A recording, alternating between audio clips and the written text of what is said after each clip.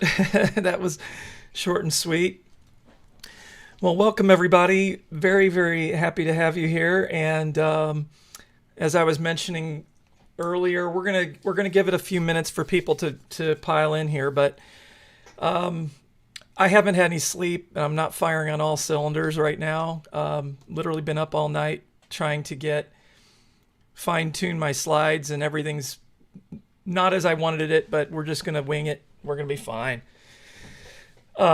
So what we're going to do, Matthew and I decided that he's going to share, the whole idea behind this show all along was he and I have been like having some heated discussions for the last 2 years about this realm and how the total design of it. And Matthew comes from a heavy spiritual side of things, and I come from more of the scientific side. Both of us dabble. I dabble in the spirituality side a lot. Always have. You have to, right? Because there's a lot of truth to distill from all of that. And Matthew does the same thing with the science, but his heart's really in the spiritual side. And mine's always been in the science. I like to I like to take things apart, put them back together. I like to invent things, and that's me. But so we talked about this, how we talked about doing a pre-recorded show where we would basically plan it all out and just come to an agreement. And Matthew had the idea, why don't we come to do a show where you show me what you think the model is, and I'll show you what I think it is, and then we'll have the discussion live on YouTube. And I at first didn't really like that idea. And both of us are kind of scared about it off and on, like, oh man, I might be way off. And then, from what you're going to show. And I think our ideas are going to overlap. And I said this on Iron Realm the other night. They're going to overlap with some things are going to be out of place, need to be moved around. And you'll see what we're going to talk, what we're talking about when we get going here. But I've become really good friends with Mathew over the last 2 years, at least 2 years, 2.5 years. Consider him one of my best friends, and really, if he was a chick, he'd be like a soulmate. But yeah, he and I get along. We have a lot of heated discussions though. We yell at each other a lot. We'll end up, starting off on a 20-minute phone call, and it'll turn into 3 hours. And it'll be me going, do you realize we've been talking for 3 hours? And so we ended up deciding to do a podcast of our conversations. Now, we haven't been active for the past month or so because we've been working on this particular show. Now, once we do this show this morning, then we are going to just do as many shows as possible as Mathew has availability. I said I'm going to be willing to do a show every day if we can do it. But both of us are going to be breaking all the aspects of these models down. And Mathew will be breaking down some spiritual aspects on his channel as well as scientific stuff. And I'm going to be doing the same. So on my channel and on Intellectual Ketchup. And then, of course, he's on the Big Skinny Mathew channel. And then all the Big Skinny content the two of us create together is going to be here on this channel. And so that's the layout. And so Mathew, are you able to share? I need to make sure you can share your screen. Let's see here. Oh, you can share. Okay, good. Yep. I can do that. I'm gonna go ahead and pop that up. Oh, I'm getting ahead of myself here, but yeah. So kind of what to sort of piggyback onto what Jake said. I mean, basically, what we have had kind of decided amongst the two of us is, well, as far as just believing in flat Earth or just is the Earth flat, is the Earth a globe? We obviously know that we understand the deception that's taking place, at least for the most part.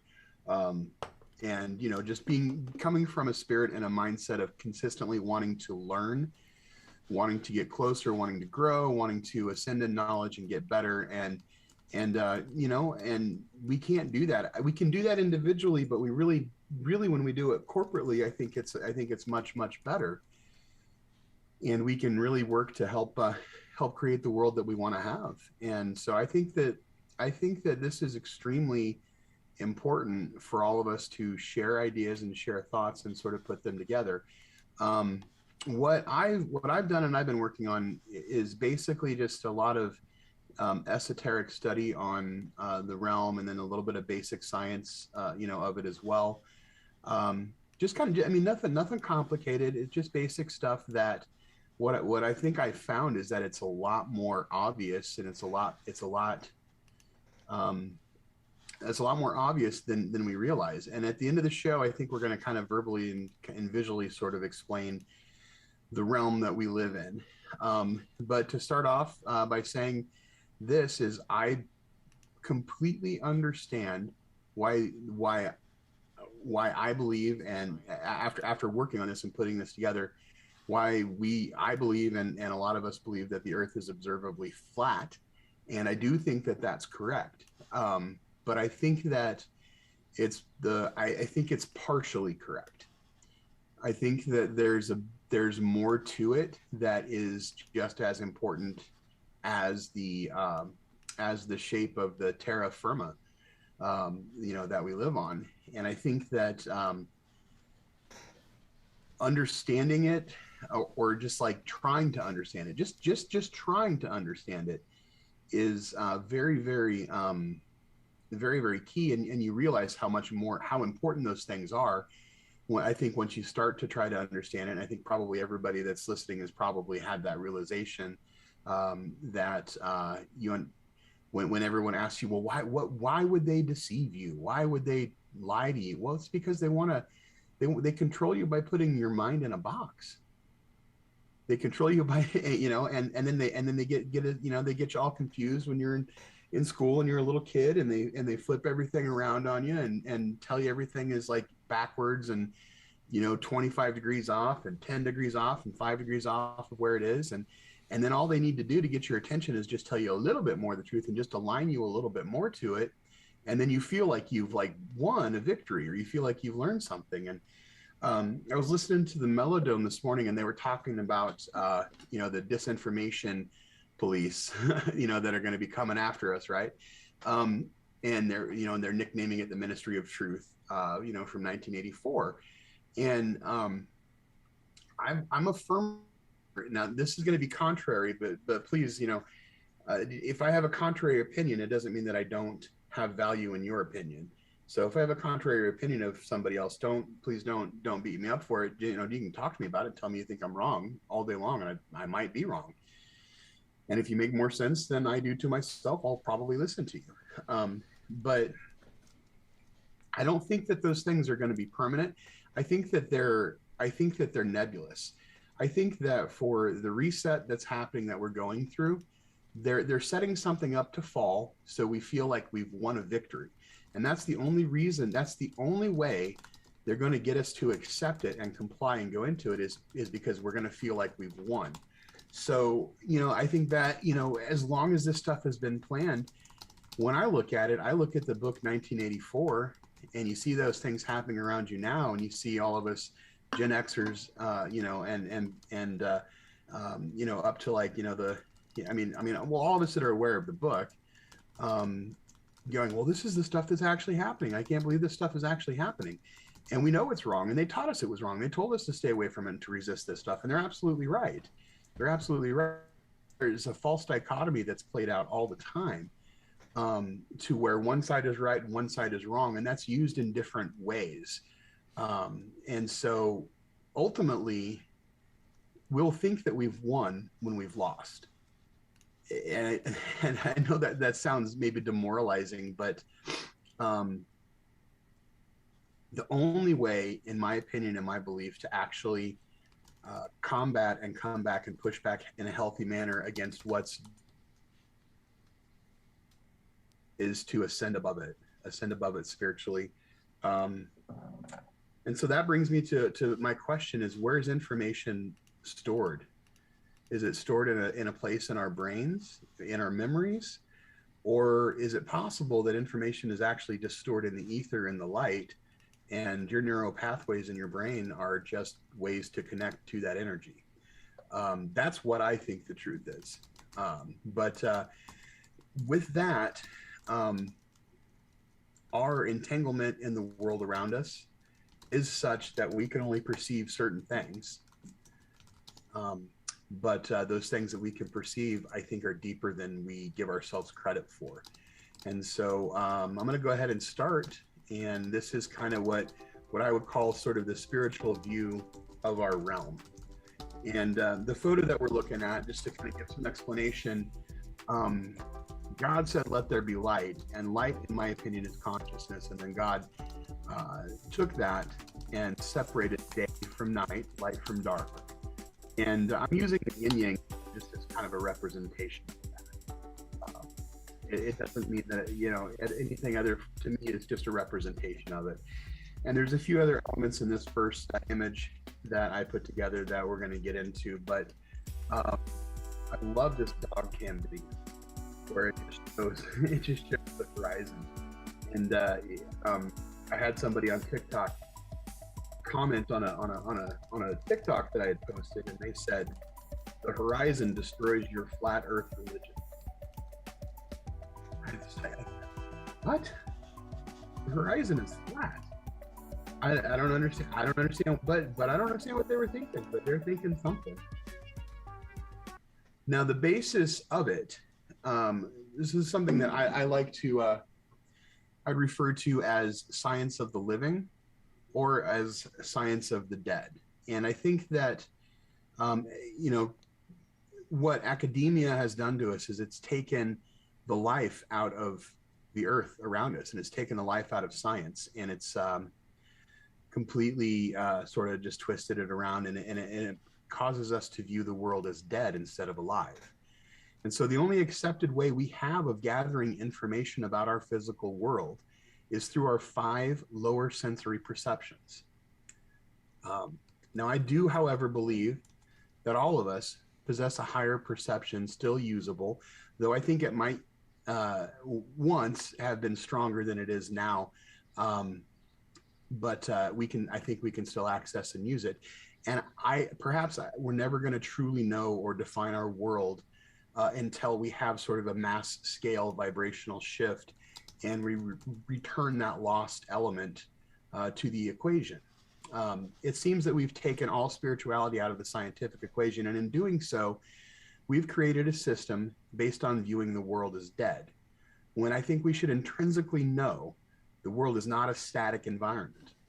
Perhaps the globe or space model is, in truth, just not true, but I misspoke here. Hang on. Is perhaps the globe or space model is an inverse of the truth. You know, just by falsely defining unseen aspects of the world around us as demonstratable and creating cartoons and showing it to us, and then inverting it, you know, we lose the power behind creation, and we literally see it as dead. And that brings me to the basis of my argument. I think that we need to talk about these things without fear of being wrong. You know, we need to reintroduce spirituality into the model of our world. And if we choose not to, I don't think we'll ever have the insight to our existence that we should have. This is my attempt at doing that. I don't anticipate that I'm 100% accurate. Rather, I want this to be my contribution to the fabric of our collective intuition and the collective discussion. Now, here's something that I've shared in the past in videos, and I kind of took it down recently just because I wanted to keep the content all together for this purposes of what we're doing now. But one thing that most of us know is that I think that hidden truth, you know, occult hidden truth, is something that has to be internally. And I really like this diagram of this, because what it shows exoteric spiritual teaching in all flavors. It has to come from source. It has to. The reason it has to, there has to be some sort of chemical reaction. There has to be some sort of reward, some sort of intrinsic value or we're not going to necessarily accept it and believe it. But if this is true, which I believe it is true, then all knowledge that harmonizes, that says the same thing across the board, I think is valid. And I think our challenge really on an individual basis is to discern truth through our own perceptive abilities of touch, taste, sight, sound, and smell. Whereas salvation is promised as a gift from God by one religion, it's sought through meditation and spiritual ascension by others. But I think logic says that we all have the fingerprint of creation flowing through us.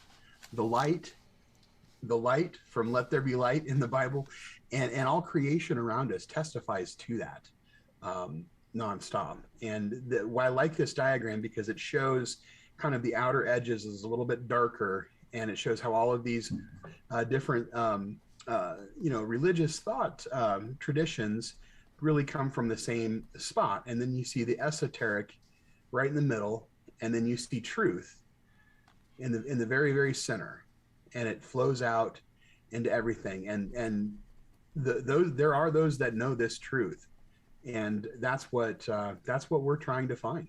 That's what we're working towards, and we have to do it alone, and I think we also have to do it together. An example, and I brought this up on IRM the other night, an example of exoteric teaching is from Genesis 1:1, and would be, in the beginning, God created the heavens and the earth. And so when you break that down in Hebrew, I'm not going to try and pronounce it because my pronunciation of Hebrew is horrible. I'm just going to show this one particular part. You see these first two words. This ITH that we have, if you simply took this and put it next to Barash, there you go, my terrible enunciation, it changes the meaning entirely. And I think it's actually likely what it was supposed to mean in the first place, because it actually harmonizes with other esoteric teachings. What it does is, if you take that ITH and you slide it over, it changes it from in the beginning to out of the ever existing essence. God created the heavens and the earth. So I think the correct way to view Genesis 1:1 is an ever existing essence. And that's what all creation comes from. And I think that the teaching used to say that, and I think it's likely it's just been changed, it's been redefined, which is sad, but I think it has. Genesis 1:3, God said, "Let there be light," and there was light. And it's my argument that all light is consciousness being spoken into the essence of frequency. This is an awesome video I'm going to play. What this is basically the person that made this video literally is pouring salt on a metal plate and running frequency through it. And that salt is actually the information that's in that frequency is also light. And that salt is moving and following the information of the frequencies going through it. I'm going to play this real quick.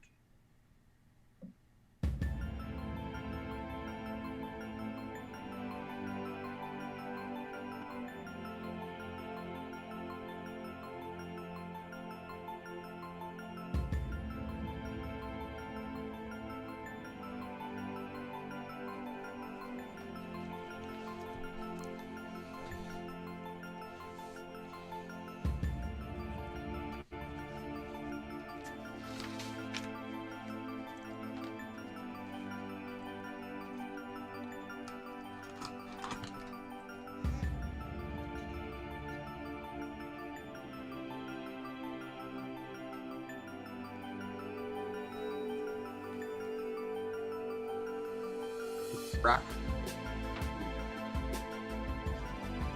I'm sure you can see this video before, but it's definitely worth watching.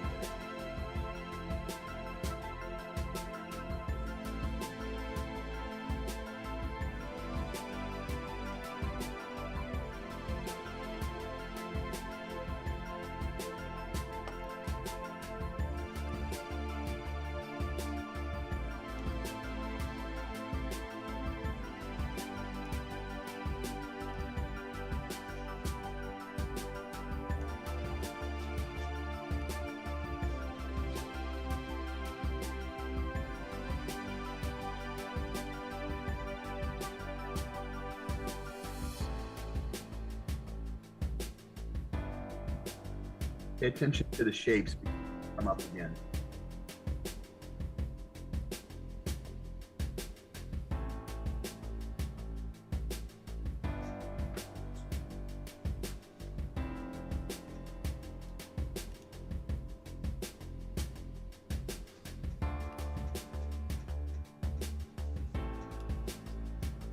Main cosmology, right here,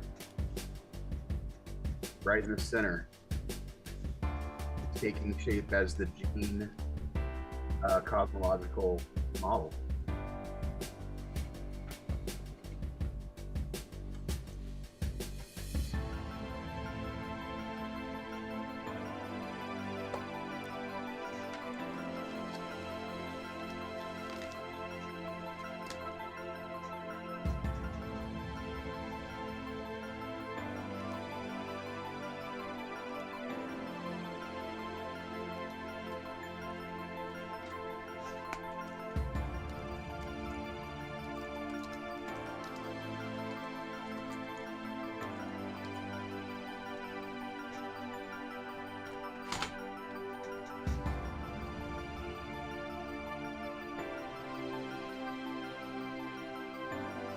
So what I'm saying is that the the whole the whole of all creation is not static. It's not a finished product. It's something that there's continual churning, continual vibration, continual emanation from it, and it's like it's like, and somehow this produces consciousness through light.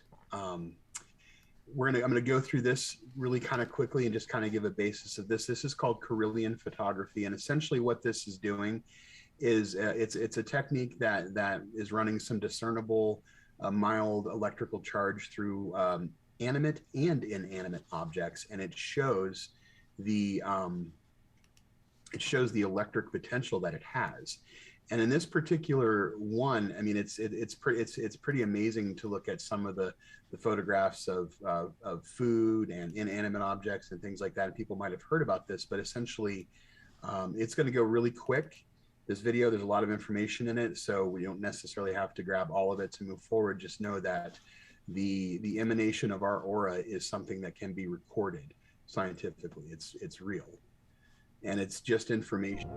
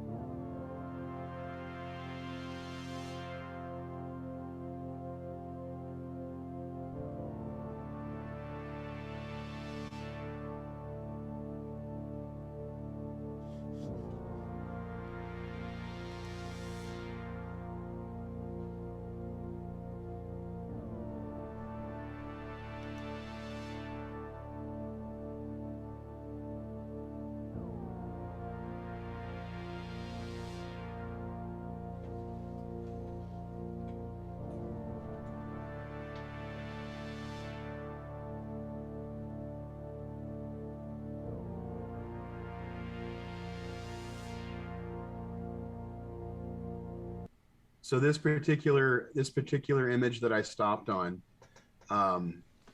this is a reflection. This is a Carillion picture of an organic grown mushroom and a mushroom that was grown in a lab, commercially grown mushroom. And what it is just a small electrical charge going through this, and they take the picture through a screen, and it's just in a dark room. And what you see is you see the current, you see the electricity, you see how this connects to the ether. What this indicates to me is that the entire realm that we live in is literally, it's full. It's not, there's no space, there's no vacuum. We consider it pressure, but this is an actual visible representation of how we are connected. And basically all biological life is dependent upon this woven together fabric of light that is emanating through all of creation.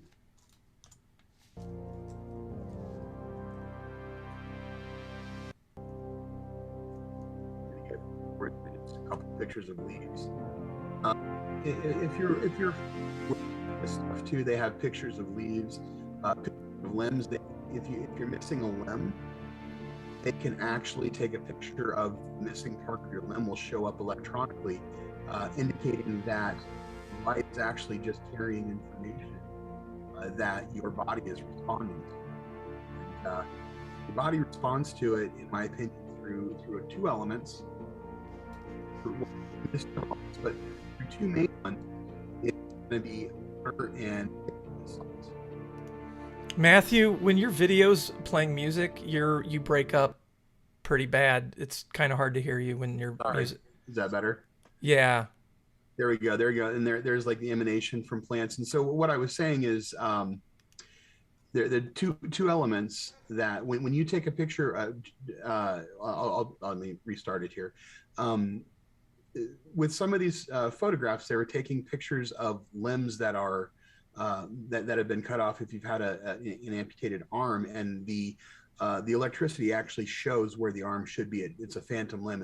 It'll create a picture of the phantom limb. Wow. And I think that's because it's information. Yeah, that's crazy. It's literally information that is supposed to be that's given to your body, and what physically makes up what we see, the information that's carried in that, and that's becomes transferred into something that's solid, is water and saline. Salt is kind of the basis of it. Yeah,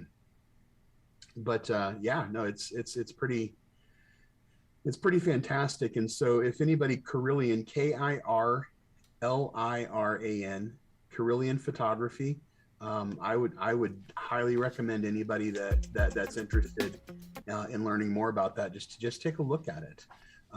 But again, the basis of sound is a form of vibrational energy that propagates through all mediums except in a vacuum, right? But a vacuum doesn't actually exist, in my opinion. So that's yeah. I mean, it's something that can't exist. There can't be nothing. Everything is full. Everything is full. Here's something that I gave a little preview of this on Iron Realm Media the other night. So we talk about Genesis 1:7. God made the expanse and separated the waters beneath from the waters above.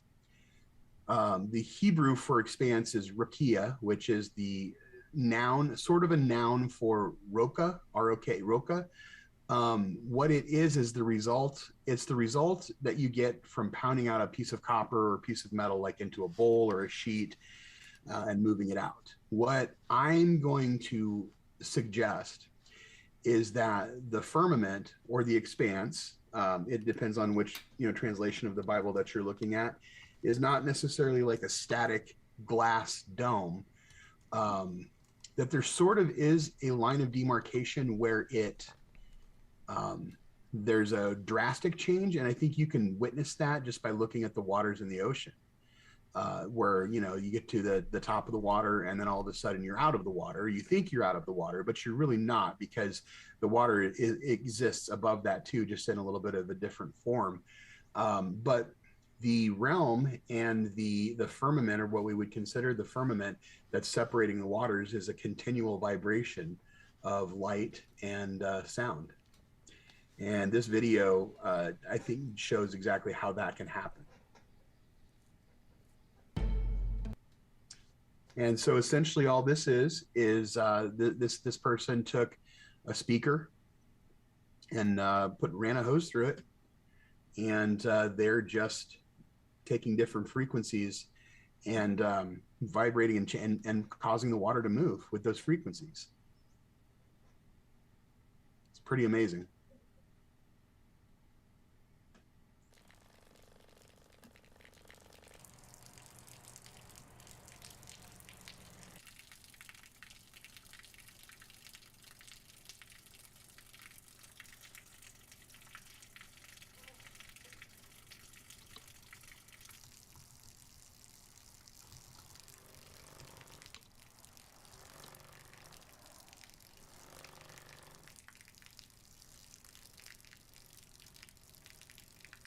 Wow.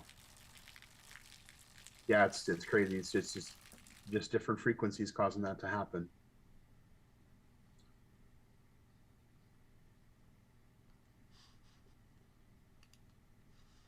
Yeah, what's going on here? There we go.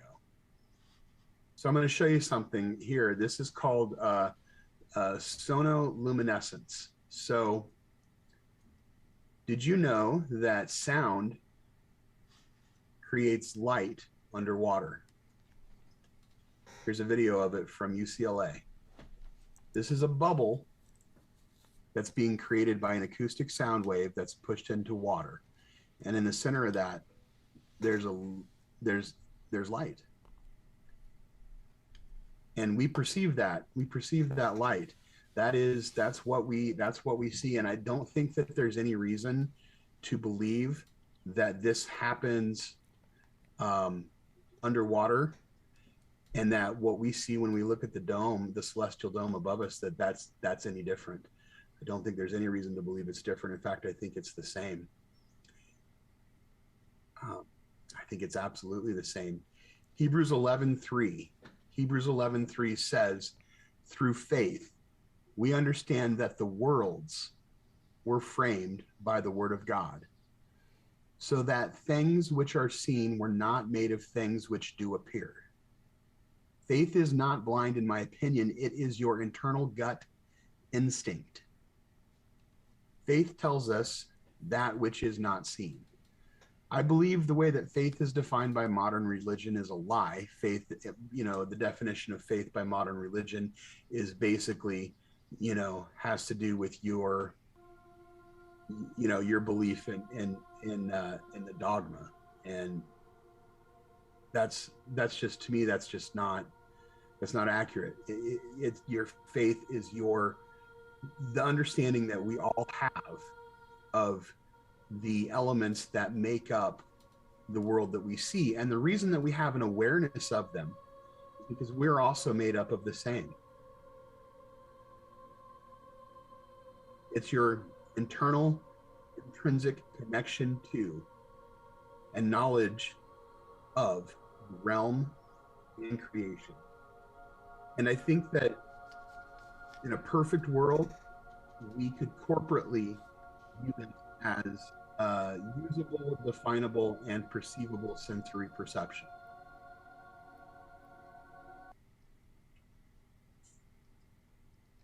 Now, when it comes to perception, another thing, we're massively limited.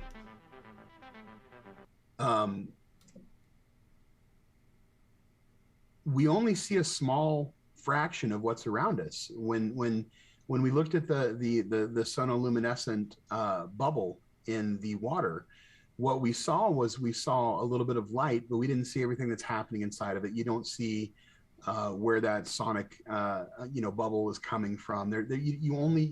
All of it is just focused on one little point and one little bit. Well, consider that light is pouring through you and going through you, and you're like a vessel, you're like a vase. And the shape of your vase is being made up by the information that tells you what you are, and so is your consciousness, so is my consciousness. But that is also that, in my opinion, is also the case for everything else in the world. So the world of humans, the world of insects, the world of animals, the world of plants and minerals, the world of birds and creatures of the air, the world of creatures of the water. Everything has a different level or different perceptive ability. And so therefore, they're all perceiving all the light and elements differently in different ways around us. And that perception creates a different reality, a different world. And so we live in a realm where different worlds coexist. They intersect, but they also coexist. And that is one of the craziest things that for me that I come to the realization of in working on this. So take as example a dog's sense of smell. A dog's sense of smell is 30 times more sensitive than a human's. That ability alone is proof that the perceivable reality of a dog, while intersecting and overlapping with ours, is different, and that dog's reality is different. That dog's reality expands to the smells that it picks up outside of your living room, or when it goes outside, and it can pick up, it smells what the the other dogs that have gone and left their information behind when you're walking through the dog park. um it's a fractal. It's like it's a big fractal. And that brings me to one of my favorite parts here. This is Jane cosmology. And Jane cosmology, we're going to just do a kind of I think there's some really interesting stuff about this. So Jane cosmology would consider a lokakasha, which can be viewed as space in existence, as all of the space of existence. And all of that space contains all of the elements of physical life. And so it would suggest that it's full, and the idea of space really is just an illusion, according to Jane cosmology. Now, the entirety of the realms of Jane cosmology, we have this little spot in the middle. It's the human universe. This is our perceivable reality. And this is something that we live inside of. We don't live on the outside of it, we live on the inside of it. Some other important things to note too, Loka in Jane cosmology could be considered creation, and it's ever existing. There's no end, there's no beginning. It's ever existing. It's always been there. Over here on the right of my thing, I have the Jane cosmic man, and in the center, right about where his gut is, that's the, according to Jainism, that's the realm that we live in. That's the world that we live in. And it is, as you can see, like right through the center here, this could be the Terra. This could be the terra firma right there, being created. Just the information that of the light flowing through is creating this terra firma, and it's perceivably could be flat. It could also be, it could also be perceivably other things too, because I don't know that we've really been able to go out and test and study things in a scientific manner like we really should, in order to actually kind of, get that information. And perhaps we have in the past, but then that information's just been hidden from us too, which I think is very, very likely as well. But if we take Jane cosmology and we just turn it sideways, all of a sudden it looks like a sound wave. And I'm going to submit the idea that our physical existence resides in a certain frequency, and even a certain frequency spectrum. And the current physical state in which we call life, there's a spectrum that we won't be able to exist above or below. But that doesn't mean that spectrum doesn't exist. It certainly does. But those are elements that right now we cannot entertain or cannot be in. And we can get into, and I'm going to be getting into a lot of that, regarding the different bardos of life and death and possible rebirth as well in the Tibetan Book of the Dead, the Bardo Thodol. But this brings me to my first real kind of illustration of what I think our realm, what's happening in our realm. And so we're going to start with, out of the ever existing essence, God created the heavens and the earth. The earth was first formless and void, and then the light was created and separated from the dark. The waters above were separated from the waters below. The expanse, Rakia, my question is, are the waters the ever-existing essence? After this, dry land was created when the waters were gathered together at the lowest point. And it's only then that the sun, the moon, and the stars became visible in the expanse. The order of creation is very significant, in my opinion. The light, and I'm going to say this from a place of authority because I'm firmly convicted that the light is our consciousness. The Creator spoke consciousness into the essence and created what we see as our realm. And perhaps the celestial resonance has to continue in order to continually create our world. What we see as the moon and the sun are literal, in my opinion, literal reflections of that consciousness, of that resonance, the sonoluminescence in a realm that is just made up of water from top to bottom. It's just water in different states and different forms. Jake said this the other night on Iron Realm Media, and water can exist as a solid at room temperature. And you know this because you're mostly water. And of course, that's saying that there's other elements, involved in that too. And that's absolutely true. But you're not liquid, you're water. You're water. Or I'm sorry, you're not solid. You're well, yeah, you're water. We're swamp people. Swamp people. There you go, exactly. The worlds of sentient life overlap on this physical realm and create separate but similar realities, according to the individual ability to perceive. And the fractal of life may continue into other worlds of continual existence as well. Each one, including this, is simply sound and light creating the realm. The spectrum, I think, is demonstrated in all creation.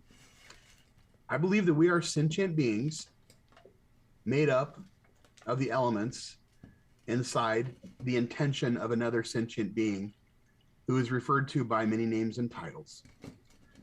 All creation, including our realm, is simply intention being cast into the essence, perceivable by us as light. And it has a frequency we can hear. We don't see it, we only perceive attributes of it. However, through what we could refer to as faith, or whatever we want to refer to it as, we can know that it exists. I'm going to play this really quick just for a second. This is actually the sound that plants make.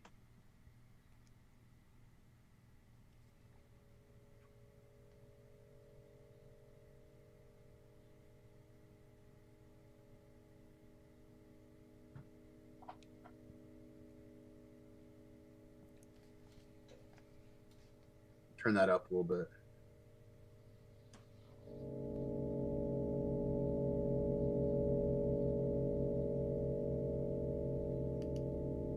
Have you seen the video where somebody took the sounds from stars and compared it to the sounds of whales? No. It's crazy. That's crazy. It sounds like they're communicating with the stars. So there we have it right there.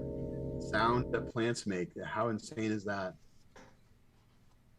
And so that brings me to my hand drawing of what I perceive to be our realm. And yes, I drew this myself and hung it on my refrigerator. I'm very proud of it. Nice. I chose the yin yang again as just a representation, because it's a visual. I'm not trying to define the yin yang. I'm not trying to misuse it, and on a large scale, I may not use it. But for these purposes, I wanted to use it because it's something that we all kind of understand and have like a belief of, and an intrinsic belief of. It's the light. It's the source of consciousness. The sun and the moon are perceivable attributes of the light of consciousness. The all-seeing eye is Polaris. It's a reflection of the consciousness of the terra firma in the expanse. It's the sonoluminescent light created by the acoustic sounds in the world that we live in. The terra firma, the earth that we live on, is observable as a motionless plane in which the stars, sun, and moon rotate over and rotate above us. And that rotation that we're seeing is the churning of the light. It's the churning of the sound of the frequencies. We're seeing it happen. The rotation follows the movement of the ever-existing essence, encircling and flowing through our entire realm. That's pretty cool. So there we go. You're going to have to cut one of your ears off now. Why? It's a good paint. It's a good painting. Oh. Well, anyway, that's kind of my deal.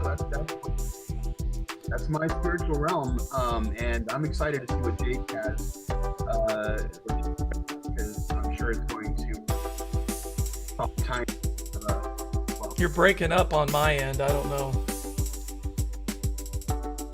I'm excited to see what Jake has because I'm sure it's going to tie in a lot of loose ends from what I left. But I'm going to turn that back over to Jake here, and I'm going to stop talking for a minute because I've been talking for a long time. So I didn't have anything that was. I didn't feel like interrupting you because you were doing so. Like I really was enjoying your presentation.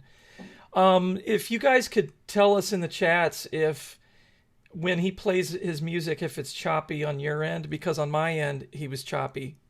So we're working out all these technical issues. I'm gonna have to spend a good solid week on OBS and all the software and everything that we're using. So I'm gonna repeat this again for anybody who came in after I said it earlier. I slept 6 hours on Friday night, and that's the last time I slept. So wow. I slept 6 hours since Friday morning, and I've had. To yesterday, all I had was an 8-ounce steak with nothing else. I've literally been just. I'm not whining. I'm just telling you. I don't feel like I'm like all there mentally right now. I even started to hallucinate. I was having ocular migraines. If you don't know what those are, where you start seeing things in your eyes. Right when I got on the phone with Mathew about an hour ago. And so this is reminding me of the time I've driven across the country several times straight through, and you start hallucinating. It's just it's not fun at all. But we wanted to make sure we got this show done. I didn't totally prepare the way I wanted because I just couldn't get it all done. There's so many aspects and so many, I say, nuts and bolts to this whole thing that, and I'm going to be saying some controversial things, and people are going to be challenging me on what I say. And I want to be able to, have a rebuttal and have conversations. I'm not interested in debating. I do want, like Mathew said earlier, we want to have open dialogue with our audience and conversations. And no one needs to agree with us. We don't need people to agree with us. We want to, and Mathew and I never agree. We never agree. We end up always agreeing at the end of the day, but it's like we argue, and then it's like, wait. Oh, you thought the same thing I did, right?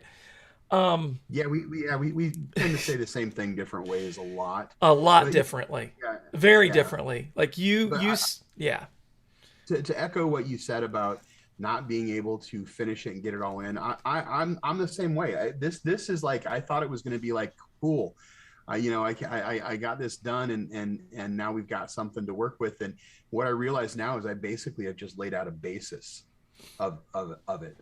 There's certainly nothing solid, but there's a basis. There's something to work on. There's some ideas in there for me to work on and continue on. And so that's I plan on having that being some of the focus of Big Skinny Matthew's channel coming up too, and breaking it down a little further. So. I'm going to say this, Mathew. All the revelations I've had the last year or so, not all of them, but a good portion of them, have come from the fact that you've pushed me to analyze my beliefs and what I thought were proofs or, proofs, right? And to give you an example of this is the common thing people say in flat Earth is that we can see too far, and they call that a proof. That's not proof of flat Earth. That's proof that the globe is a lie. And it disproves that. Yes. It disproves that we live on a sphere that is 24,900 miles around at its equator. Yeah. Because there's an immovable, unchangeable equation, and you should see the result of that equation at a curvature of 8 inches per mile squared, which is not demonstratable. And that's that in and of itself, that should end the discussion. That really should. It's done. It's done. Well, it ends the globe discussion. The globe discussion. Yes, it should end the globe discussion. They need to measure it again. But it's when we discuss things on social media. I had somebody telling me how stupid I was for being a flat earther, and then I said, well, I just gave him that proof that the globe wasn't true, and their response to me was, have I been to the equator to check it myself? Like, what the fuck are you talking about? So your whole epistemology is based on this being true. If you're telling me that you think that we need to go to the equator and measure it out to see if it's true or not, I agree with you. Then why do you believe it's true? Some of the level of thought from some of the people that try to argue with you is so sophomoric. It's amazing, and it's hard not to lose your patience with them sometimes. But at the same time, we were all there at one point. We were all there at one point. And I like your sumo wrestler Mike cover, by the way. It's a pair of socks. I had a pair of socks, and I kind of converted this one of the Yeah, socks but I don't know why it reminds me of Christmas for some reason, because it's red. But it's cool. I didn't even know sumo socks existed. Sumo Santa. Sumo Santa. But what was I gonna say? Darn it! See, this is sorry, in one ear and out the other, or whatever. What was I getting at? Oh, so here's the bottom line. And this is going to be my mantra for probably the next 6 months to a year as I create some new friends and I create some enemies in this community. Is that I'm right now where I'm at as far as flat earth is where I was when I was trying to prove the globe. And I'm going to say something, might get some backlash, but we have no proof that the earth is flat. There's no scientific proof. We only have observation, optical observation.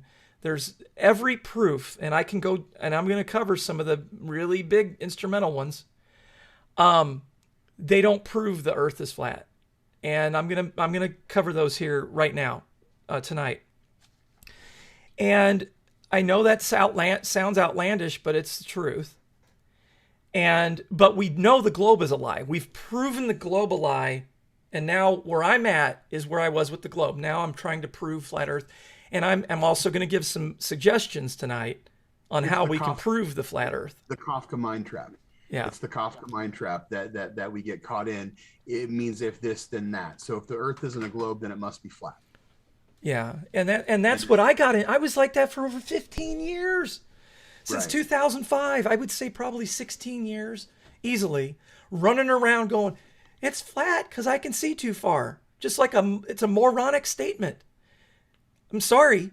I was a moron for 16 years, so here we are, I'm not picking on anybody, but seeing too far is not proof that the earth is flat. It's not. Right. Yeah. And people are going, well, what else is it then, right? That's the next thing. There's going to be people that watch this video going, well, what can it be? What can it be then if it's not flat? Well, and these are the conversations you and I have had. Well, if it's not bowing this way, we need to start figuring it out. Yeah. Well, we're going to do a deep dive. So stick with me. Been waiting for this. I'm going to turn my video off so I can watch and people don't see my jaw drop. Well, what I'm going to say, one thing I want to say here is that over 2,000 years ago, everyone wants to bring up, over 2,000 years ago, the Greeks and the Romans knew that the earth was a ball because Atlas was holding up a globe. Absolutely not true. Atlas was holding up a celestial sphere. And if you look through the historical record, you'll see that they started superimposing a globe on him. Or if they used the celestial sphere, they lied and said that the earth was inside the celestial sphere. So they lied again. Atlas was standing on earth. His feet, you can see his feet on the ground, and he's holding up a celestial sphere. And so, we can't discount all these old accounts and records and manuscripts. And that's actually what Mathew and I have done a lot of. And I have even been translating Latin manuscripts and documents. And I'm not going to pull all those out of tonight. but I am going to be doing future videos on these. I'm using an OCR is what they call it. I don't know what that stands for, but there's websites online where you can put in documents and it reads the documents and then gives you the text. And now sometimes a lot of these old documents, because they're from 1400s and stuff, 1500s, they're all handwritten in calligraphy. So the OCR can't really read them all perfectly. So that, adds a whole nother mess to it. But we all need to be focusing on distilling the truth from this old occult knowledge that, and we say, I always want to say, when I say occult, I mean hidden. Sometimes people think occult is like, you're going to draw a pentagram on the floor and light candles. That's not what occult means. So I'm going to show you guys tonight what I think the earth realm is. And I want to say that I want to preface it as I keep prefacing everything, but the realm that I'm going to show you matches nature and matches what we see and observe. And it's a natural way of looking at the realm. And it's the opposite. The flat earth, we do not have a natural model. It does not match nature. And again, we're going to be deep diving on all this in future shows. But that's the problem. The globe has the ability. It actually matches nature, but it's turned inside out. It's flipped upside down. So they built a model of the globe as a lie. For who knows? There's a whole number of reasons. That's a whole nother show, right? I think they did it to hide what I'm going to talk about tonight. They did it to hide either for a malevolent or a benevolent reason. They wanted to hide what's in Antarctica. So I'm just going to dive into my presentation now, and let me turn this off. And sorry guys that everything's rough, but anyway, so what I'm calling the world is the world of all. And this is something that I think Mathew helped me come to this realization. For my whole life, I knew there was a higher spirit. I was always spiritual, and I knew there was an intelligent force, if you will. I never really bought into that there's a God and he's looking on me, he's going to judge me and all that stuff. I never did. But I always said we are all one. We're all connected. And so when I was thinking about what would I name the realm, and the realm, I named it World of All. And I put Cosmos on the end just to say the acronym's woke, just to be funny. But World of All. And this painting, this painting, by the way, is for sale right now online for $11,000. Makes me want to start painting. I could have painted this, but this is a Vesica Piscis.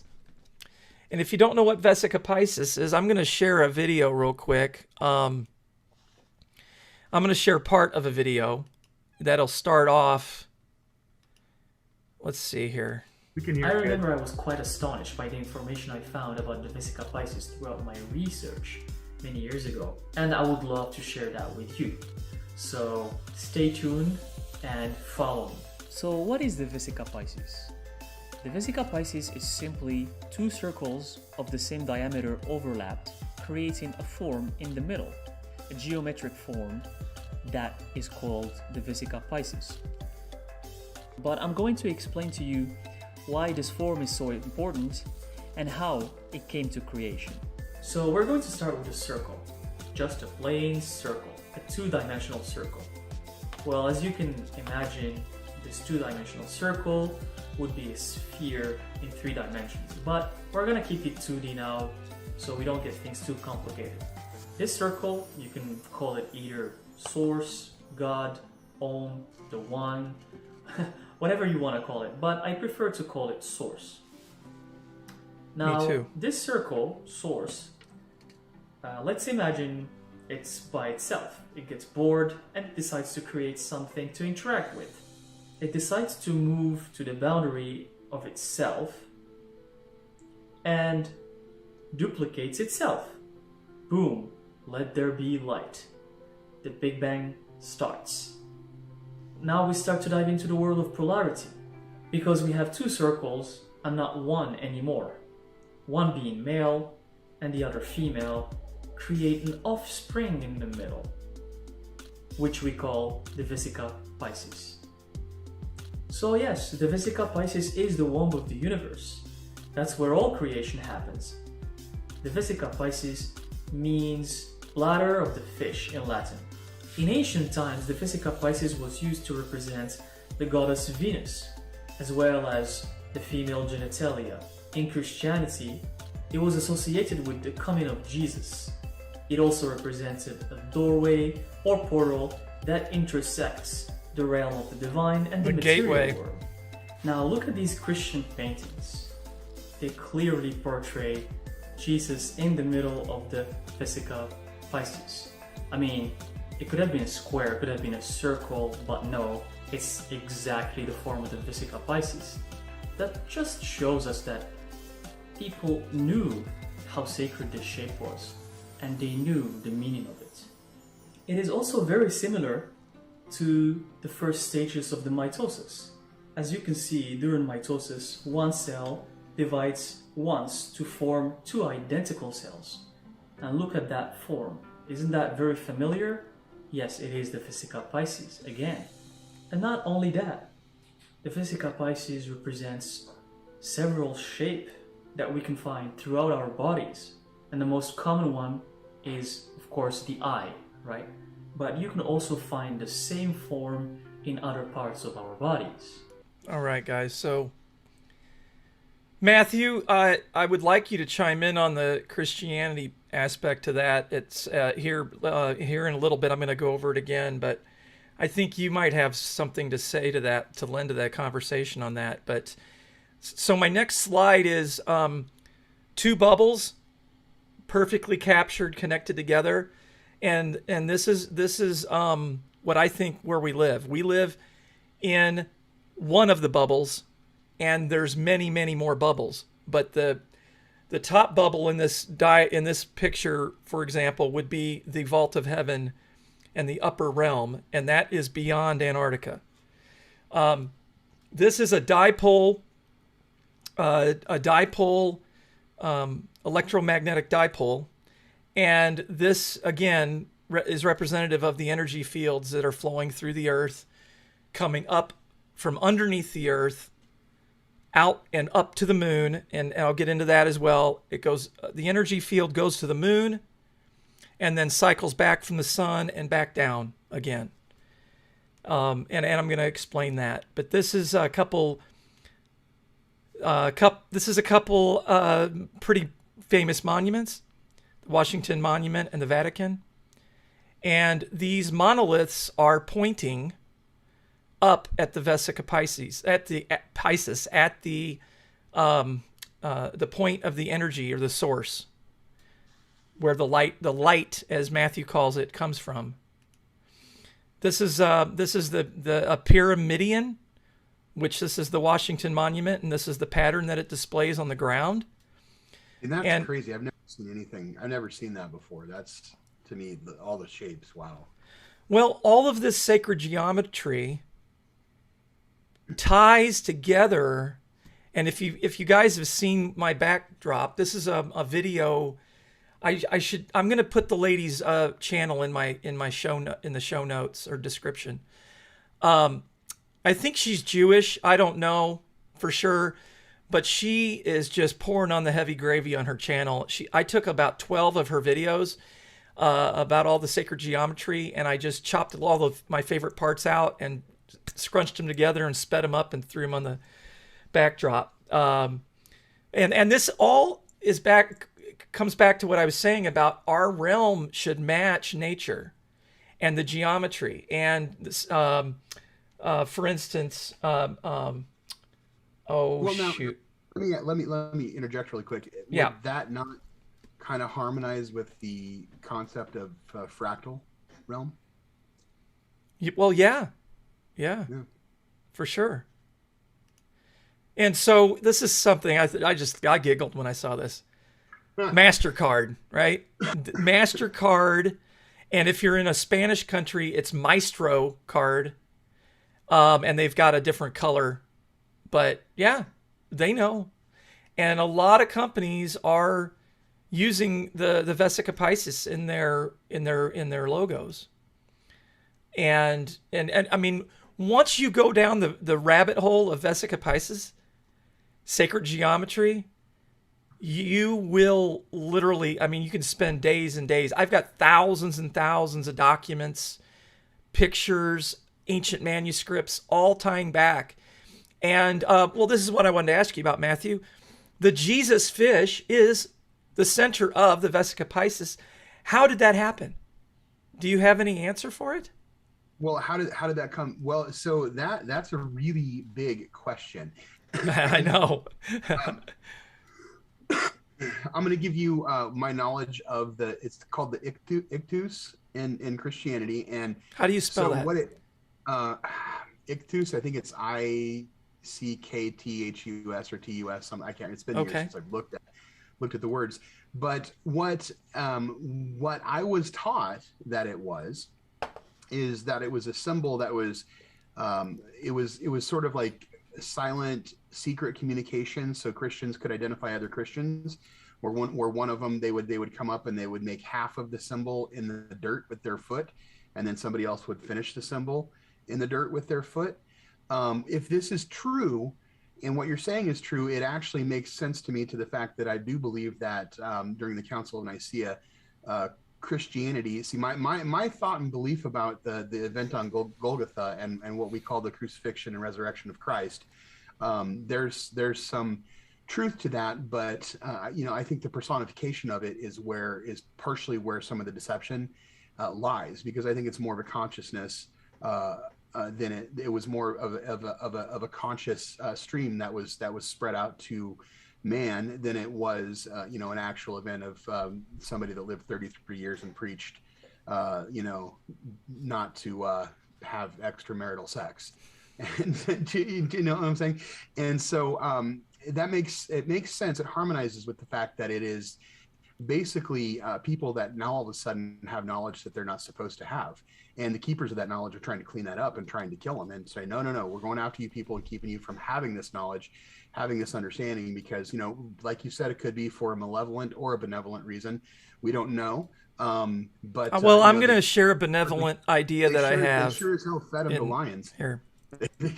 And then during the Council of Nicaea, Constantine just came in and co-opted Christianity, tore it up, said this is what it is. It's now official, and you guys need to shut the fuck up and do what we say. And that's where the Catholic Church comes out of that. The Jesuits come out of that. There's no quick answer to any question, is there? Quick answer to that, but it's very, very, very. We could do hours of a show on that. Absolutely. Well, here's the bottom line, everyone, and we talked about this, Mathew. We wanted to go rapid fire on the show, but I'm not feeling any rapid fire energy right now, obviously. But I'm so tired. But we cannot go into every aspect, and because this show would be a 24-hour show.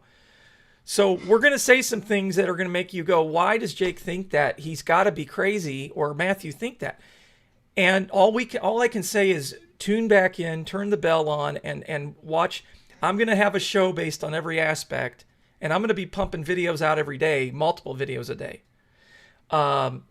Because I've been working on the content so long now, right, Mathew, that I'm going to be able to start putting that out and breaking things down better. But we can't do that all in this show.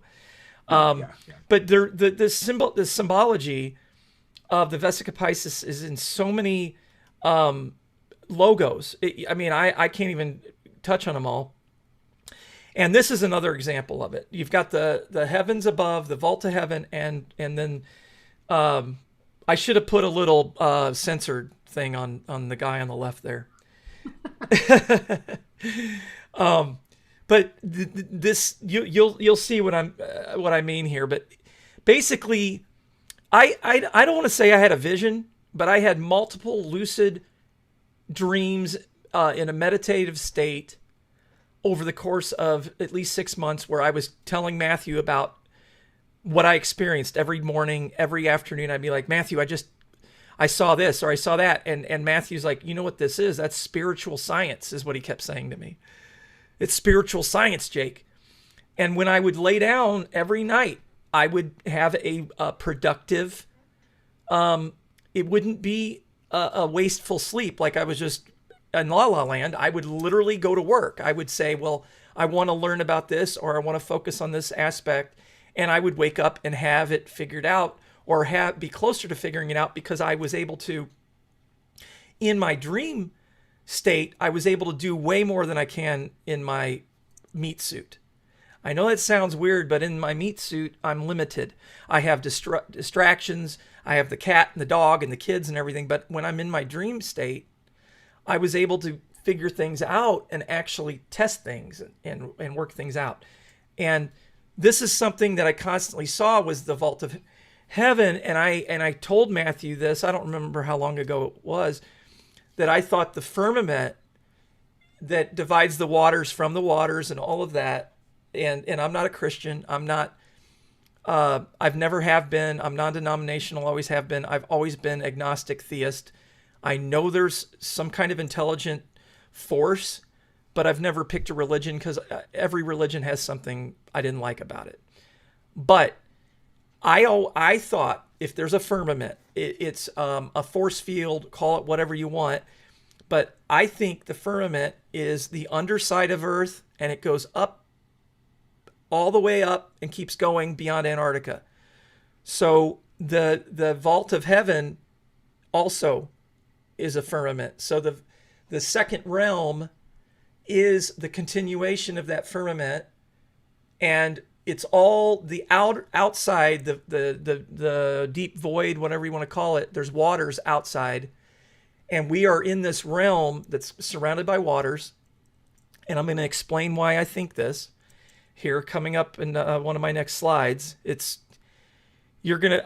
don't know. I'm still, my mind's boggled over this whole thing. But if you look at all the cathedrals, all the vaulted domes, and all the Congress and everywhere else, churches, you name it, they show angels and Jesus and whoever looking down, and they always show a cross, and I think that represents a crossing point, or crossing over. It's a gateway, and that's what Antarctica has, and that's why it's being kept from us. And I'm going to get into that. But one of the major symbols that we see, and not just in Jewish religion, is the Seal of Solomon, they call it, or the Star of David. There's other names for it. Rothschild used this symbol a lot. But I think the reason they use this symbol a lot, the importance in the symbol, is the makeup of this realm, and I want to say the fractal nature of it. But this shape lines up perfect with the sun and the moon cycles, the equator, the true equator, not the fake equator, which I'm going to go into here. And so many of you guys have probably heard of Admiral Byrd, and I'm being cute here, but Admiral Byrd and Operation Fishbowl. Now, what's funny about it is that we live in a fishbowl. I mean, literally the shape that we have access to, that we can actually traverse on, and I'll try to explain this in the coming slides. That's why they called it Operation Fishbowl, is because of the shape of the Earth, where it meets the upper realm. And the upper realm is a whole nother dimension. And so if you see here on this slide, this is the equator, and it's going to be hard for some people to get visually grasp this. This is why I'm using Blender. I'm doing a 3-dimensional version of this in Blender with light sources, shading on the moon, and everything. So the moon, the way the moon gets a crescent moon and all that, it's not because of the Earth. It's not like that. We know that's a lie, right? I mean, that's the globe bullshit. But I'm building this out in Blender, and if anyone watches this video and they're good at Blender, please get a hold of me, because you could help me a lot, and we could get this done a lot faster. I'll figure it out eventually. I'm pretty good at these things, but it all takes time.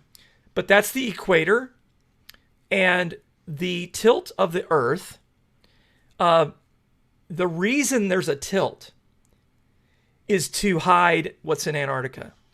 So let me go to the next slide here. Let's see here. Oh, I'm sorry. See, now I have to apologize. My slides are out of order a little bit. Can I ask you really quick Yeah. What do you mean by the tilt of the Earth? What we're told is the What we're told is the tilt is bullshit. Okay. I just want to clarify. The reason they tilted the Earth was because to hide what's in Antarctica. If they did the southern pole at the true southern pole, which I don't believe any of us can ever get to a southern pole, but if they did, it would screw everything up. So they tilted it, and I'm going to prove it to you here in the next couple slides. Okay, but this is the angle, the degrees, the 23.4 degrees that they talk about, the 6.6 is the degrees that the sun travels between the winter and summer solstice. Is 23.4 north, 23.4 south. That's the degrees that the sun travels on the equator. And this point here, I don't know if you guys can see this, my mouse is really tiny. This is where the equator is, and it lines up perfectly with this star. So Antarctica, by the way, a lot of people don't know this either. Antarctica starts at the 66.6 degree south. Again, all has to do with the reason they tilted. I also want to point out in my diagram here, at the top you see the light shining down, and at the bottom you see the aurora borealis, the northern lights. So the northern lights, which I don't like calling it north, I still think of it as south because it's down and we're at the bottom. So again, I tell everyone they flip everything upside down, inside out, and backwards. I think they purposely said it was north when it actually is south. It's down. But the aurora borealis lights are the visible lights that we see. But there are lights all around the Earth, no matter what latitude you're on, that are flowing up through the Earth, up into the moon, and the moon is an emanation of those lights. And I was telling Mathew this the other day. It's like an X-ray image, and it's like a gamma radiation and all that. The radiation is flowing through the Earth, and it's flowing up to a central point where it's being sent back to the sun and coming back down. And that energy, that force field, is emanating into a point in the atmosphere where we think of it as a physical thing. But this is why the moon looks so weird. The moon doesn't look like anything in nature because it's not nature. It's literally the bones of Earth. The moon is an X-ray of Earth. And I'm going to skip ahead. I told you my slides are out of order because I didn't totally get prepared. Trying to get ready for all of this, but oh my goodness. Did you know there was a time where before they realized that radiation was harmful, that they literally, doctors just held up a film and they could see a person's bones by holding up a film? I mean, but this is, I put this slide together to just show that the X-ray, the energy field, as it's coming around outside of Earth and it's flowing up through Earth, it can be slowed down. It's at a higher spectrum when it comes through and we don't see it around us. But when it gets up to the uppermost place in the center of the realm, it hits where it emanates as the moon. It's slowed down by the time it bounces back to us. It's a reflection back to us, and so it's no longer a higher spectrum, and we see it with our eyes. But it's like the bones, and I have a way that I believe I'm going to be able to prove this, and just hang tight. You might think that's crazy, but when I show you what I'm going to show you, you're going to be, I think, blown away. So let me back up, make sure I'm not missing anything. Okay, so I want to talk about this real quick before you move on past. Go ahead. I think it's an interesting point to bring up that NASA is kind of interjecting X-rays of space into some of their garbage right now. And so that's not, that's harmonizing. That's in keeping with the inversion tactic. Well, NASA's going to be what I'm going to show you. The evidence that I think I have for my thought that the moon, we live on the dark side of the moon, just like Pink Floyd says, "See you on the dark side of the moon." We live on the dark side of the moon. I said that to Josh from Iron Realm Media a few weeks ago, and he's like, what? I'm gonna show you how I think that. Now, it's the force field coming up, and well, real quick, I'll just say this: the moon. People are running around for I don't know a few years now, saying the moonlight cools. I have never thought moonlight cooled. Moonlight does not cool. The thought that that the light can shine on you and cool you, to me, has always been nonsensical. It didn't make sense in my head.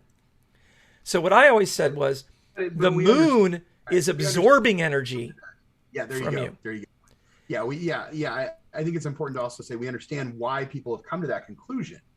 They go, things in the moonlight are cool, so they think the moonlight cools. Right, but they don't realize it's an inversion. It's possible, and the theory that you're putting forth, which I tend to agree with, is that it's drawing the energy up.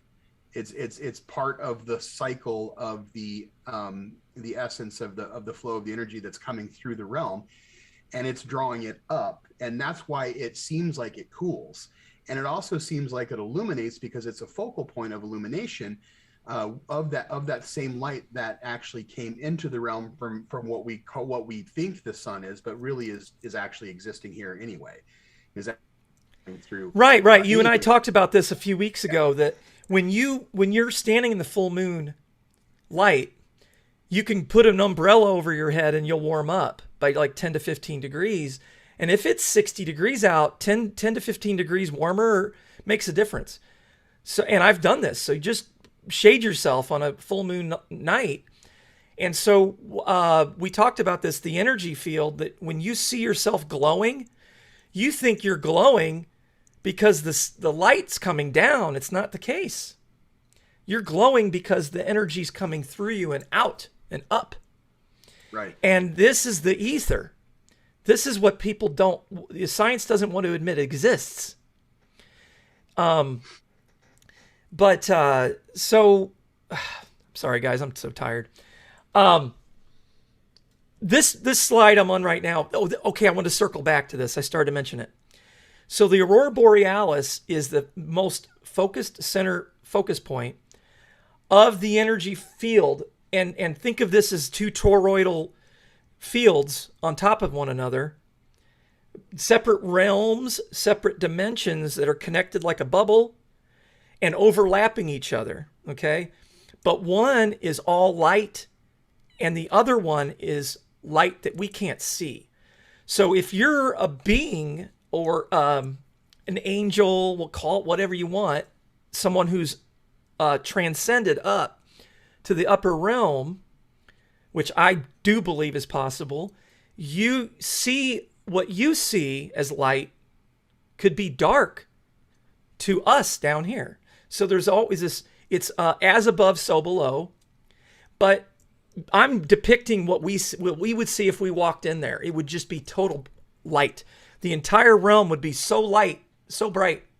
And people don't realize this, it would be freezing cold. It would be super light and freezing cold. Like sub-zero, I don't even know how low the temperature it would be. And so the light, the force field that's coming from that side of that realm, and it's flowing in the same way that the moonlight is coming up from under the earth, and it's flowing up, and it's coming up to that central focus point where we see the moon. Now, the reason I put the degrees on here was to explain that these aren't really real, true 360 degrees. They put these degrees on the earth when they tilted it. They just arbitrarily took the miles, which the miles is 24,900 miles, and they divided it up into 180 and 180, So they divided it up into 360 and called it a sphere, but it wasn't connected. It was 180 on one side tilted out, 180 on the other side tilted out. And where the 90th degree is where the two realms meet. And this, I also believe, is why there's a vector symbology in all fake space agencies. Because that's the vector point where if you go out beyond Antarctica far enough, you come to the other realm where it's meeting. I'm sorry, I think this is going to blow your mind. I'm going to show it to you right now. So this is the Milky Way. The Milky Way is where the two realms are meeting, and these are two-dimensional diagrams.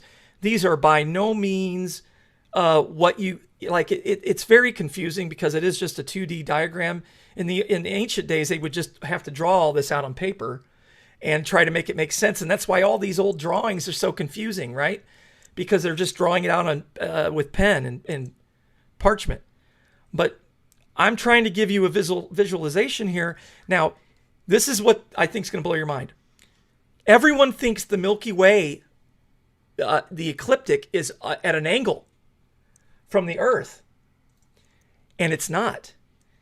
The tilt of the Earth, the fake tilt, and I've measured it all out. I have it all, and I'm going to do a whole video on this. The ecliptic of the Milky Way is perfectly aligned to the center of the realm we inhabit, and it lines up, and it's the touching of both realms meeting together.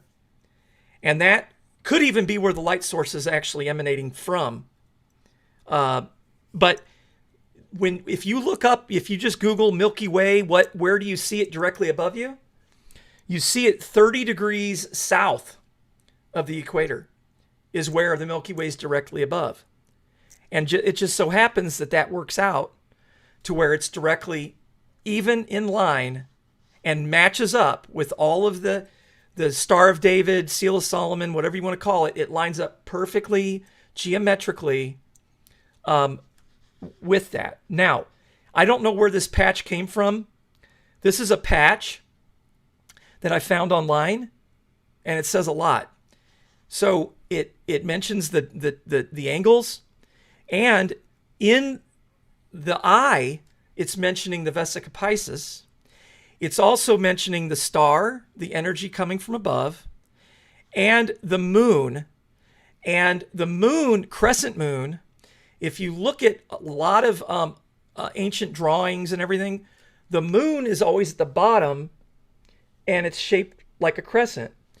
And I'm going to show you, here's another image. This is the Earth. We are inside the moon, inside the back side of the moon. We live in the dark side of the moon. And the upper part is the sun, where we get the source. I call it the source. I like this, calling it the source. Here's another image. This is in Kabbalistic teachings. And as you can see here, the stars are under a canopy or something to that effect.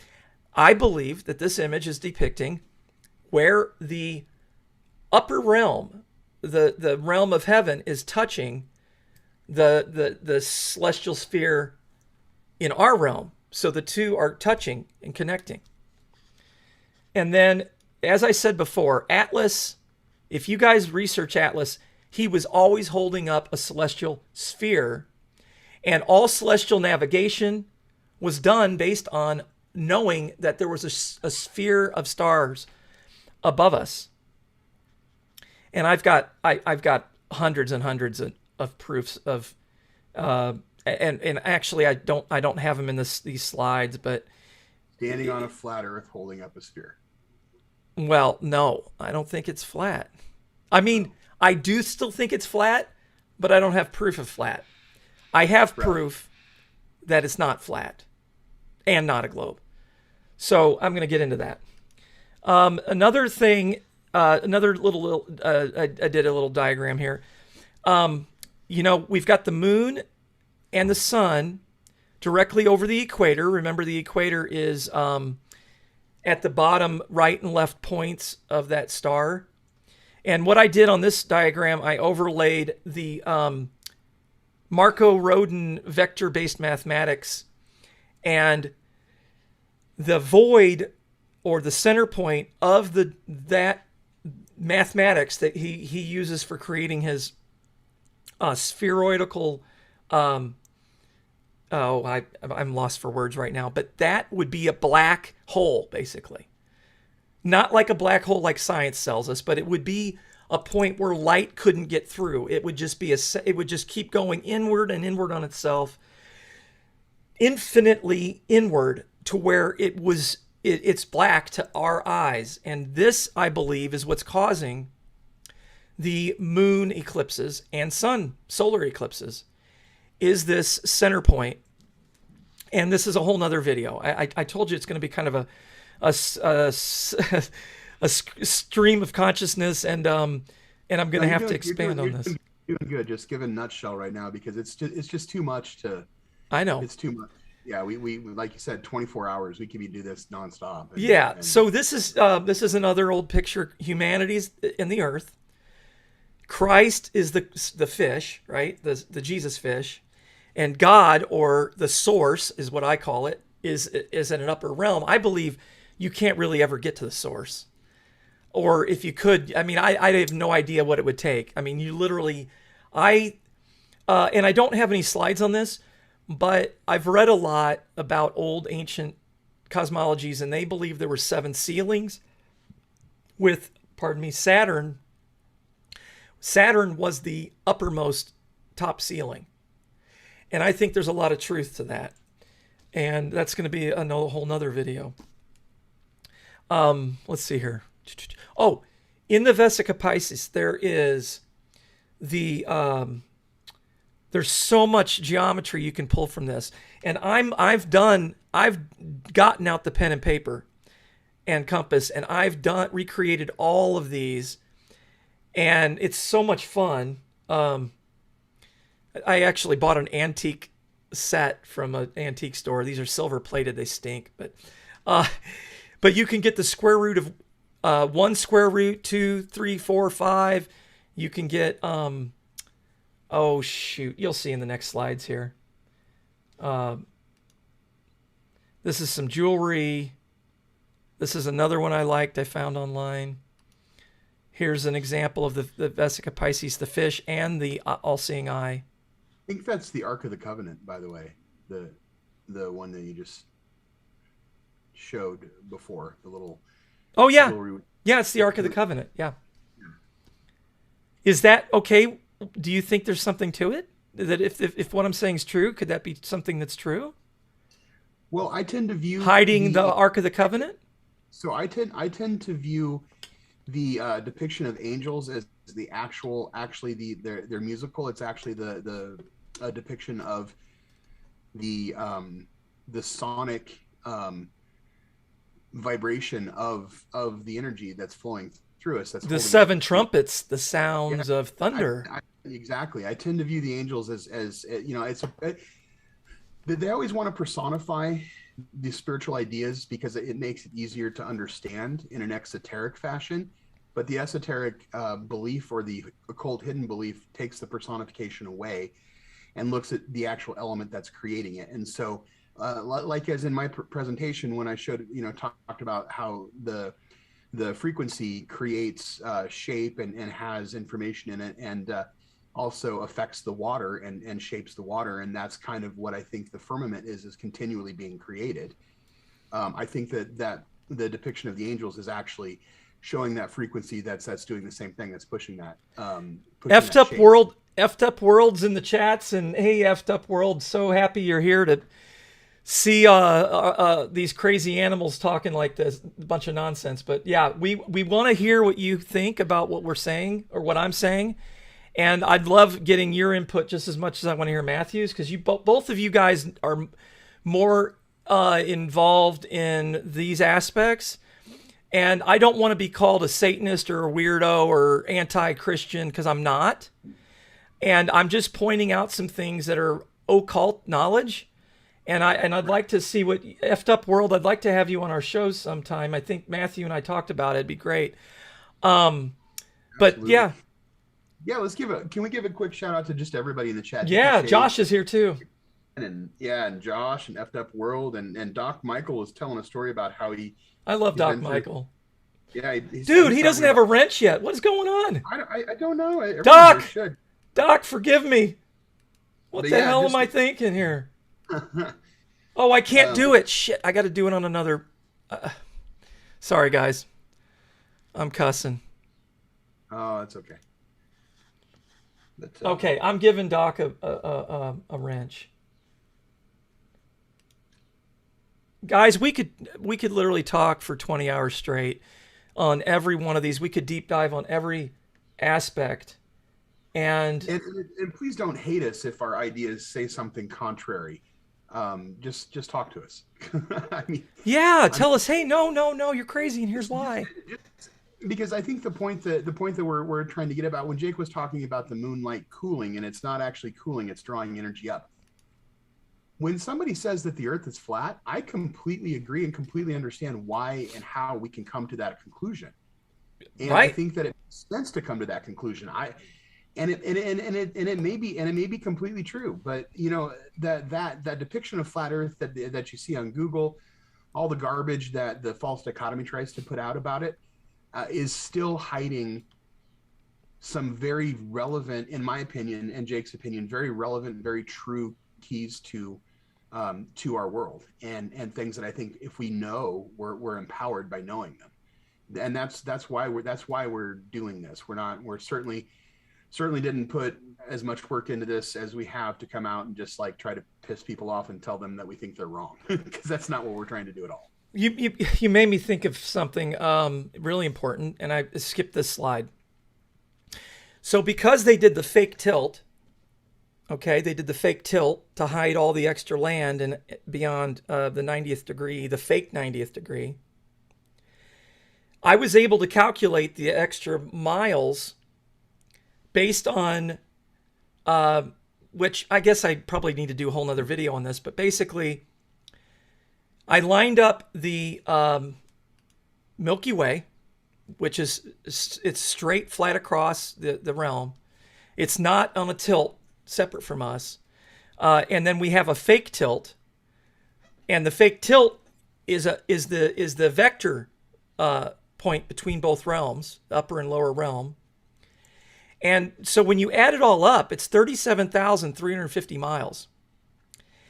And the actual circumference of the border of Antarctica, I have not calculated yet. I still need to do that. That was one of the things on my list today. But at the 90th degree, the circumference is 24,900 miles. So the circumference of Antarctica at the 90th degree is 24,900 miles. And then all the land and ice or glaciers before that, starting at the fake 66.6 degrees south, I have to measure that. But it's basically where I'm at right now is that the Earth is 37,350 miles concave. And I'm still a flat earther. Don't get me wrong. I don't want to be taken out of context. But this is the theory that I'm throwing out because it makes the most sense. And I'm going to show you proof. Keep showing you proofs. But I've got a couple scientific tests that have been done that we've never done on flat, and we must do to end this argument once and for all. This is a record that came out. I thought it was funny. World Container is the record. Contents Under Pressure. And it's a Vesica Pisces. It's not a bad album. This is some Kabbalah stuff. As above, so below. Yin Yang. The snake eating itself is... I want to mention that I was telling you earlier that I think that the moon energy comes through the Earth, presents an X-ray of the bones of the Earth. So that's why we see the pitting. Oh, I need to get into that. So all the craters on the moon tie directly to the Earth, and I'm going to break that down. But the energy field goes up to the moon, comes back through the sun, and the energy, the source, meets the hydrogen. Hydrogen's the most abundant element on Earth, and it's constantly coming out of everything we do, breathing, everything. Fires, you name it, hydrogen's coming out of everything, hydrogen's going up, and it's the lightest element, it's the most abundant element. So what happens is that the hydrogen goes up, up, up, and it gets to the very upper, wherever it gets to, however high it is, 3,000 miles, whatever you want to say. It gets up there and meets the source energy, and that's where the plasma, that's where the sun, the burning, the energy, the fireball is the hydrogen is always burning. And when the hydrogen burns, the output of hydrogen byproduct is water. So as the moon and the sun, this energy field is going around, everything's connected, nothing's separate. The sun is literally a direct energetic connection. So is the moon, give and a take. The sun burns the hydrogen, which the output is water. And that the tides then are ebbing and flowing in the oceans because Antarctica that surrounds the top of the fishbowl we're in, the water is coming out in waves around. So the sun burns the hydrogen and puts water out. And that's why modern science says, oh, the moon causes the tides. That's complete bullshit. We all know that, right? We know that's bullshit. This is my theory, and I haven't heard a better theory. Because I know the hydrogen's being burnt by the sun. I just feel that in my bones. It's going up. It's the highest, most element that gets up there. There's a fire going on. How's it lasting forever? Well, it's always cycling. It turns into water. It comes back down, and that's why there's tides. So that's my thought on that. Prove me wrong. If you start looking at a ton of old Jesus paintings and everything else, they always depict the Vesica Piscis, and even old manuscripts. And I've been going through and getting bad pictures and having to use a Google reverse image search to find the better images. And this is one I didn't find a better image of yet. But there's so much out there. Like I said, once you go down the Vesica Piscis rabbit hole, you could spend weeks on it. This is a topic I wanted to touch on, Matthew. I told you this. Christians, for a long time, being a person who was a flat earther, or is a flat earther, was always trying to find a way to get people to pay attention, right? So if somebody told me they were Christian, I was like, oh, good, because the Bible's a flat earth book, because the circle of earth and the face of the earth, and God couldn't see everybody on the face of the earth if it was a globe, and everyone, and then of course you get, well, he's God. He can see around a globe, right? So you have all these arguments. Well, it was all nonsensical, because if the earth is a fishbowl, is like a bubble, two bubbles connected, then, and the source is at the center, then it is a circle encircling you, circular circumference around you, and you can look around and see everything. So I wanted to point that out. Did you have anything to chime in on that? Because the next slide's really good. I mean, I can't add anything to it. I'm trying to. It's. I feel very fortunate that I've had the opportunity to have some, conversations leading up to this with you about some of this content. So I have had some time to really kind of let it sit with me a little bit. Because it's amazing. I hope I'm not butchering her name, but I think her name's Mary Baker Eddy. She was a famous Christian science person, and there's a Mary Baker Eddy library, and in the library they have lights in the ceiling that are Saturn. They have compasses in the hardwood on the floor. And they have this giant stained glass room that you can go into, and on a glass walkway, and see the inside of the earth. And I can't ignore this coincidence. And I grew up with my great-great-grandma was Christian Science. My grandmother was a Christian Scientist. My great-great-grandma, she was born in 1892. She ran a library, Christian Science library. I had family that were all in the Freemasons and Job's Daughters. The girls were in Job's Daughters and all that. When I was a little kid, I didn't know what any of that stuff meant. And what's up with this? How come Saturn isn't a Christian library? How come there's a concave Earth in a Christian library? I mean, it's just makes you wonder, right? I also want to recommend everyone go find Ken Wheeler's books. You can find Ken Wheeler's books for free if you look hard enough, all of them. I recommend Ken Wheeler's books are badass. And these are just some things about dipoles. And again, back to the bubble. I'm going to go back for people who just got on here. But that's like the most perfect union. Looking at the chat, Hippie Shake had a question that you might want to. She said, so basically, her question was, so basically we are living on a flat eye shape or a fish shape. Then is that what you're saying? Which I told her I don't think that's quite what you're saying, but I thought you might want to. Yeah, well, I feel like I don't want to make excuses. It is because I'm tired. Somewhat, but I get ahead of myself, and I'm sorry about that.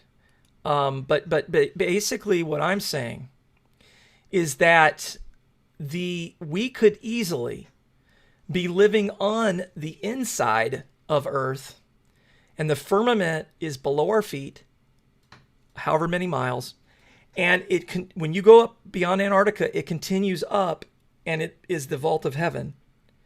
And then inside of all of that is a celestial sphere. And the celestial sphere, and that's what this picture's for, is where the celestial sphere is meeting the other celestial sphere. And I got other diagrams I've done. I just don't have them in these slides.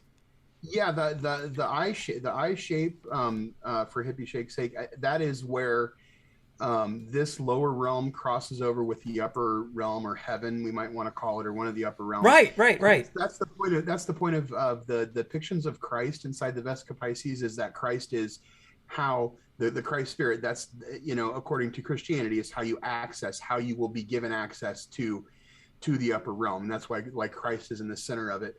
But it's interesting that you say that too, Jake, because one of the it makes me think of the 1958 Encyclopedia Britannica that says that there's a dome at 13,000 feet above Antarctica, and flights confirm that, and then that dome would just continue to go up, higher and higher.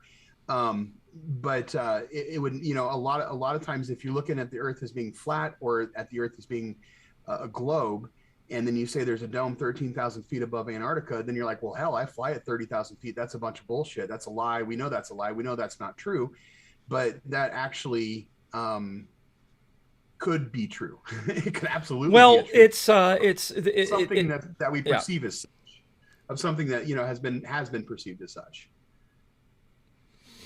So let me go back here to previous image here. So if you see the darker blue center, which is an eyeball shape, that's the overlap. That's where the two bubbles actually, if you were to look inside a bubble, the upper realm is transitioning into the lower realm, and the lower realm, which is Earth, is transitioning into the upper realm. And there's a transition point on the right-hand side here, right and left, okay? And this is I believe this is why the space agencies use the vector image in their logos, is because you come to a point where it's like you're on the ground looking up, and then the other realm is coming to a pinch point. And that's the vector. And when they decided they wanted to go to the moon, they started faking space to fund trying to break through that, to get through it. And that's why they've got all these people saying, well, there's a sky ice, and and everything else. So if you look at two conjoined bubbles, or human cells or anything, they literally have on the inside, there's an opposite. The bubble is continuing into the inside of the other. Right. And this is throughout the So what I found out is the Vesica Piscis is the core of sacred geometry. Everything starts there. All the sacred geometry all comes back to the Vesica Piscis. And you got to wonder why. And when you start doing things like I've spent a couple months just drawing all these and measuring it, everything just all comes together in harmony. And this is what I said when I started the video, is that the globe matches nature. It all these things work with the globe, but it put us on the outside. It's turned us inside out and flipped us sideways and for no reason, and hid Antarctica because they didn't want us to know. But it still matched nature. We don't have a flat earth model that matches nature. The only and I'll have people yelling at me in the chats going, all I need to know is it's flat. That matches nature. It's what I see. No, when you look at the entire big picture of everything, we don't have a flat earth model that matches nature. It matches perception. It matches perception, and it's limited. It limits you. So this is where you have to have spirituality and science together, because because if you don't, then you are limited to your lower five senses. And I will argue until my death that our intuitive sense of creation is valid and has to be accessed and needs to be accessed, even if it's just done on an individual basis. It should be, because we ought to be able to talk about those experiences with each other and those insights with each other, just as we can just as easily talk about the leaves on a tree being green and just as valid as such. I meant, I have so many things planned to say for this, but I said it in the beginning, I'm a flat earther just as much as I was a globe earther. And all I've done is come to the realization that I don't have a proof of flat. I do not have a scientific proof of flat. And I think I'm not the only one out there. And I'm seeing people hinting around, and I'm seeing people even like on Globebusters saying, we have to be careful. We don't want to get lumped in with Lord Stephen Christopher. And that guy, I believe, this is put my tinfoil hat on. It's the most idiotic thing I've ever seen, and the most idiotic person I've ever seen. And there might be something to it, especially since when you Google concave Earth, guess who comes up? The Lord Stephen Christopher idiot, dipshit. And so what I'm saying about the 37,000 plus miles circumference, it becomes so much bigger. And coupled with all the other things I'm going to bring up about our proofs, it looks flat. There's no way to know. Now, of course, it's not a globe. We know that. But it's so big and convex, or concave, it could be, that it's so minute over any distance that we can see with telescopes or anything, that it appears optically flat. But I'm going to go over a couple things we can do to solve this. But before I move forward, I want to mention something. So I was talking about earlier with the moon. I'm thinking that we might live on the dark side of the moon, and that's why we only ever see one side, is because the energy comes up from all through the Earth. Like if you were to superimpose a yin yang, right? So we're in this big bubble, and all the energy comes up and goes to, I think Ken Wheeler wrote about this in one of his books, actually, called it Plato's Cave or something weird. I don't know. But all the energy goes up to the moon. And here's something that I've been thinking about for a very long time, and I'm not kidding when I say it's lining up, but I don't have a 3D model done yet to show it. But what I'm going to tell you is that all the impact craters on Earth are not impact craters. They are dead geysers from when there was a flood. And I'm even throwing this out. I threw this out on Iron Realm. I think I did. Lining up stars, constellations with major impact craters, not really impact craters, on Earth. And what I'm seeing, and this is this is just a crazy theory. This is where I'm heading. In old religious texts, ancient man believed that the stars were somehow came down and met geysers during the flood, or when the flood started. And I'm sure Matthew's cringing, but I'm thinking that the stars are an energy emanation of a vortex field coming up from all over the bones of the earth, and they're all emanating into the sky. And this is why, and I haven't done it yet, but they're lining up, guys. I'm lining up major constellations with craters on the moon and the sun and the earth. And I found that NASA already has 2 websites up explaining why craters on Earth match the craters on the moon. So they're already getting ready to fight us on this. What I'm going to hopefully prove or not prove is that, or disprove, is that all the craters on the moon line up with the supposed impact craters on Earth, and those are what's happening is the energy field is flowing through the Earth. It's like an X-ray, and we're seeing the moon is an X-ray image of the bones of Earth, basically. And all those craters are the underside of Earth, or within the Earth, and they're not craters. They're just points where water pushed through. And I have another theory about how the water geysers happened. And this is, we talked about this, Matthew. I think we touched on this on Iron Realm. Is that I don't want to constantly be, there's a malevolent reason that they're hiding Antarctica. I don't want to be the guy always going around, they just want to hide it from us for all these bad reasons, right? Part of me wants to believe that there's a benevolent reason. And I think the benevolent reason is that mankind actually got enough technology at some point that we were sending electricity out through the air, building towers, sending radio waves, and something happened to disrupt and cause a plasma discharge event and caused our downward force to be turned off. And when it caused the downward force to be turned off, the waters outside of our Earth realm pushed in and gushed up and caused the flood. And if you look at all these impact craters, not all of them, but many of them, you'll see where the soil is washed away around them. The soil and the rock are washed away around them. And then you can compare these huge impact craters, which are not impact craters, to small dead geysers, and they look the same. So that's where the mud flood came from, was these geysers burst forth. They were coming back down, and they were raining and washing all the mud, all the soil, topsoil away down to the rock. And that's how the mud flood happened. So that's my theory on that. Matthew, what do you want to say to that?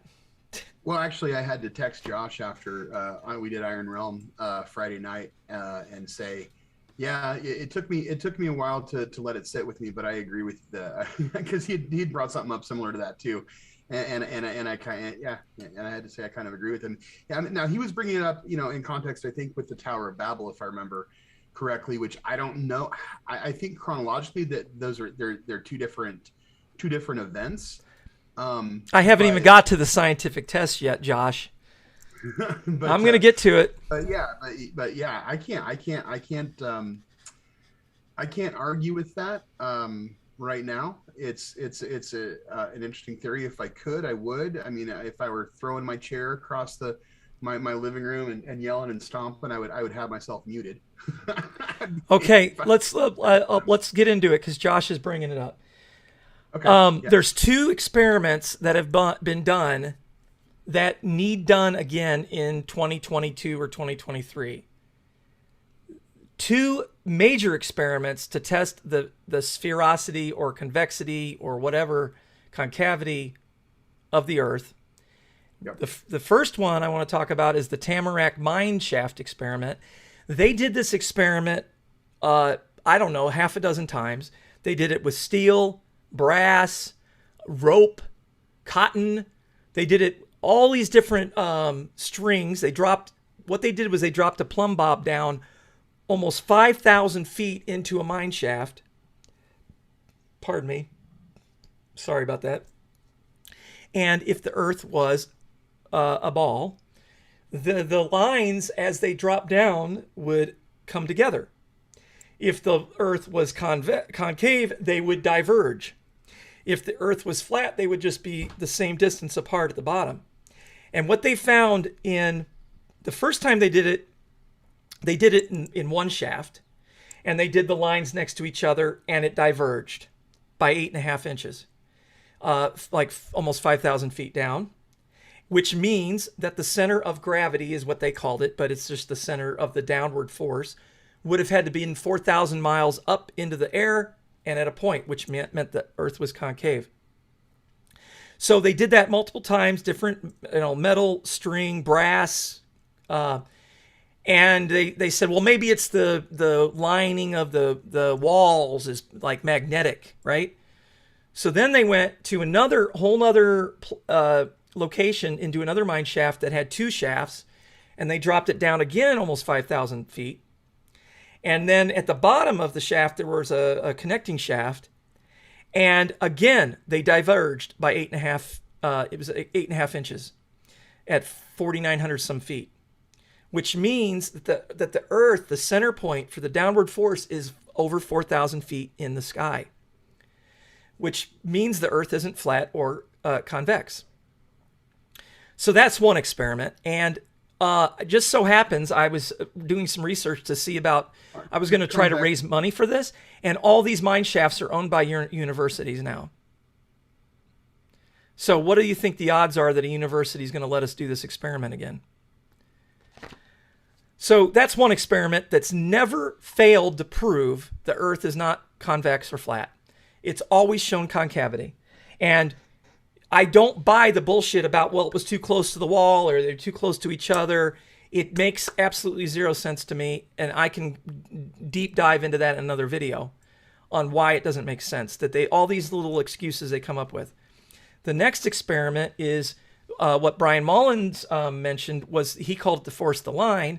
It was the rectilineator experiment. In that experiment, they had people from the Copernican Society, people who believed the Earth was a ball, who were there and watched it for days and days.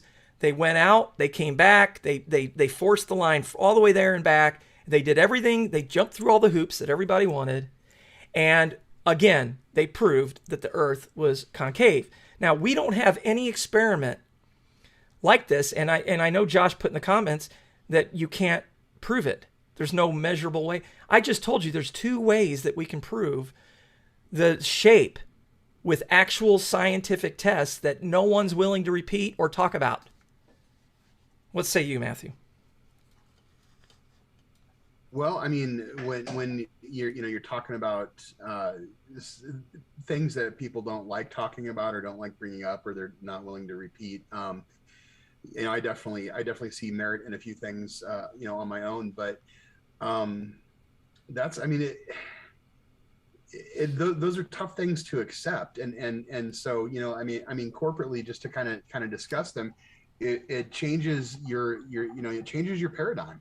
But yeah, the plumb bob experiment and the rectilineator experiment, I mean, we could redo the rectilineator experiment if we could raise the grab a shovel. Nemo says grab a shovel.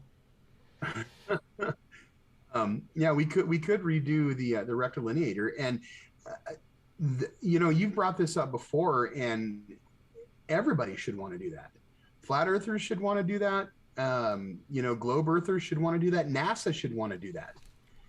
Are you kidding? NASA should want to do the rectilineator experiment. Like they don't want, you can't, again, to the fact that NASA claims that the globe is 24,000 miles around at its equator. They don't want you to know how to do like basic math to figure out what you should be able to observe. And I mean, and you can't, it's insane, but like, there's a lot of there's a lot of things that fight against people when it comes to all of that, as far as, and it's something that we need to get into as well. And you brought this up on our IRM again, the frequencies that they pump into the world, against us. The other night we had a big storm here and the power went out, and it was interesting. It was Friday night, and it was after we had got done talking about the power grid and the frequencies, and the effect that they have. Then the power went out and the grid went down right around me. And all of a sudden, everything was silent, and I was half asleep, half awake, and I took note that I could feel like this static energy just kind of drop when the grid went down too. I could literally feel it, and considering how that might be affecting what we see, what we think, our train of thought, all of that to me. I would say that there's a very elaborate system put together to hide these very basic things, that if it all went down, we would come back to that conclusion as a human race. We would come back to those conclusions pretty quickly. Within less than probably 5 years, we would all completely have a totally different view of our world, 100%. And it would be a lot more correct. And there would be a lot of problems, fake problems that we have that would be solved. But then, again, like you said too, you're proposing the question that there might be a benevolent reason. The reason I don't agree with that. I don't agree with that, because I think that people are opportunistic. Well, there's way more benevolent reasons, but I'm just saying something caused the flood. Well, yeah, but and I don't think God says, "Oh, man's bad, I'm going to flood you out." I don't ever bought that in my life. Right. No, I'm with you. I'm with you there, and I don't think actually the Bible says that. I think the esoteric lesson from the flood is that was the bloodline, that bloodline was somehow corrupted by something that came from a different creative source, which to me is just garbage too, because there's got to be one source for everything. But yeah, I would gosh, I know there's somebody that supposedly was raising money for the rectilineator experiment, but I mean, who knows if that's ever going to be done? God, what would something like that cost? Well, that was a point I wanted to get to, is that we need to have another rectilineator experiment, and everyone should be willing to chip in on it. NASA, Globalings, everybody, right? Everyone should want to see it, and just end the argument, and we could just have them erected on, we could get people to donate their land and just have a 2-mile stretch along the water here, and all over the earth. We could have like a couple dozen of them.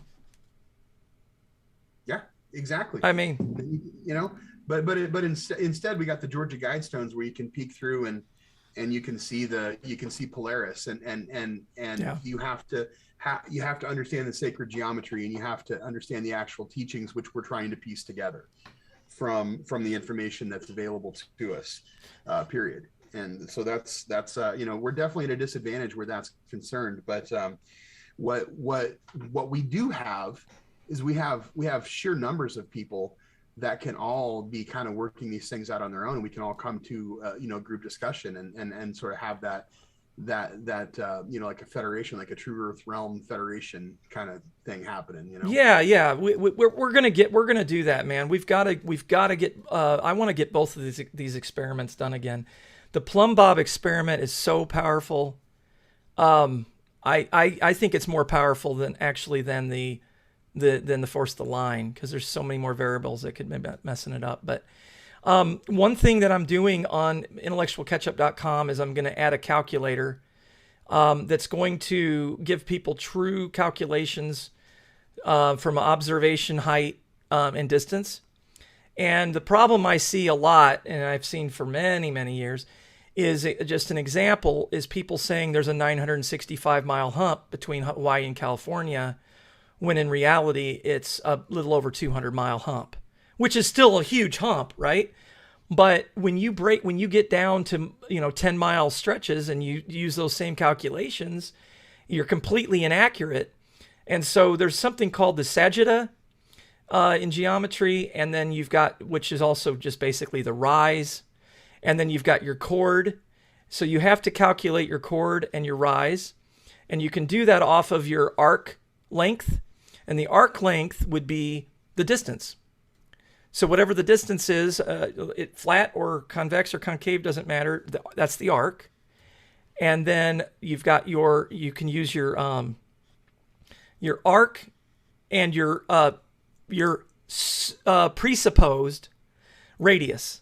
And that's the other problem. And this goes back to what I said earlier about, I think the Earth is like 37,000 plus miles circumference. That totally changes all the math on what we would expect if it was concave to be a dip. The dip would be so slight that as you raised up, yes, it would rise up to your eye level, but it's almost not twice, but it's a good size bigger than what we expected it to be. So everyone's doing these calculations based on a convex Earth, 24/9, and that's complete bogus bullshit, lies. So I'm going to have this calculator, and the other thing I'm doing is I'm going to have a Ben Franklin says. I already have the tab on there, but there's nothing in there. And for people that don't know, I've been in sales my whole life, and Ben Franklin's close is when you're talking to a client and you say, well, let's compare. And you draw a line down the center of a piece of paper and you put the pros and the cons, and you go down the list and you create a bucket list. What's the benefits? What's the not, And so what I'm doing is on Ben Franklin Says is I've got, all the argument points, globe, flat or concave, and the globe is dead. I mean, I've got comments on all the down arrows on the globe. And then I'm going to have comments on all the up arrows on flat or concave. And then I'm going to be creating videos that tailor to the most important points. But right now, we have no proof of flat. And in fact, we only have proof of concave with the tamarack and the force the line. I know that's a heartbreaker to flat earthers, but it's true. So we need to repeat those tests, and if we repeat them and we get the same results, then come on, guys. But we have no flat proof. And people are going to say, what about gyroscopes? What about celestial navigation? I can break all of these down. I'm going to give you an example on the gyroscope. On the gyroscope, no one has ever left Earth. No one has ever seen what a gyroscope will do when it is taken away from its downward force relation reference. So when you spin it up sideways or up horizontal or whatever, it stays there, and you can go all over the Earth. If it's a ball, it stays that way because the downward force, it stays in that reference frame. NASA lied to everybody, putting out black and white photos of satellites and saying it remains rigid in space. I remember seeing those back in 2005 and 6. Like, oh, yeah, the gyroscope remains rigid in space. Bullshit. No one's ever seen that. That's a lie. Absolute fucking lie. And we all run around talking about gyroscopes all the time. I was one of these people. And then what was the other one? Celestial navigation? Just Google what the average person can sail mileage in one day. And then Google what the average, the accepted error in celestial navigation, which is huge. And then you combine the short distance traveled with the accepted error. That's why they just travel as far as they can, and they always adjust their sailing. It's not accurate. So it's a non sequitur. We've got Nathan Oakley spending years and years pointing out celestial navigation, and it's not even a point that proves anything. It makes me mad, actually, because I went for it for 16 years. I'm sorry, I'm getting a little upset, but it's okay. That's okay. It's yeah. I mean, it's hard to argue when you lay it out like this. It's I mean, first off, it's a lot of information, so it's a bit of information overload too. So obviously, come back and take a look at this. I know Jake's going to have this information up on. You're going to put this on the IK website once you're finished with it, correct? Yeah, and I'm going to be breaking each aspect down, and then I want to have conversations. I do not want to have debates. If you disagree with me, post your comment. I'd love to hear it. I'm not going to do a debate. I've been against debates my whole life. They're unproductive. Unproductive. I want to talk to people who want we to saw have Dave conversation. Weiss and Dave Weiss, Professor Dave debate. That was just garbage. It was just Dave trying to give his spiel, which is great. David's a great guy. He's just not a Professor Dave just being a dick the whole time. I'm sitting here picking on Nathan Oakley for the celestial navigation, but damn, I wish Nathan Oakley would have been the debater. Right. David's not a debater, and he tells you that. He doesn't want to debate. He's like me. It's unproductive. I think that's a good example of why it's really healthy for people to give their own thoughts and their own opinions, and it's okay to be wrong. It's okay to not agree. I don't find a thing wrong with what Dave Weiss does, even if we don't agree with everything. Right. Even if we don't agree with everything he says, what he does is great. It's fantastic. It's got a ton of value. Yeah. And it's just intellectual honesty is just it's a huge thing. There was a comment on from let's Josh get into the Corey. Comments, please. Josh Corey had a comment here. I'm going to back up a little bit for it. I'm sure he does. Love you, brother. No, he just said he said something about Antarctica being kind of being above the puddle that we live in. I guess if you want to say we're in a puddle. I don't necessarily totally disagree with him.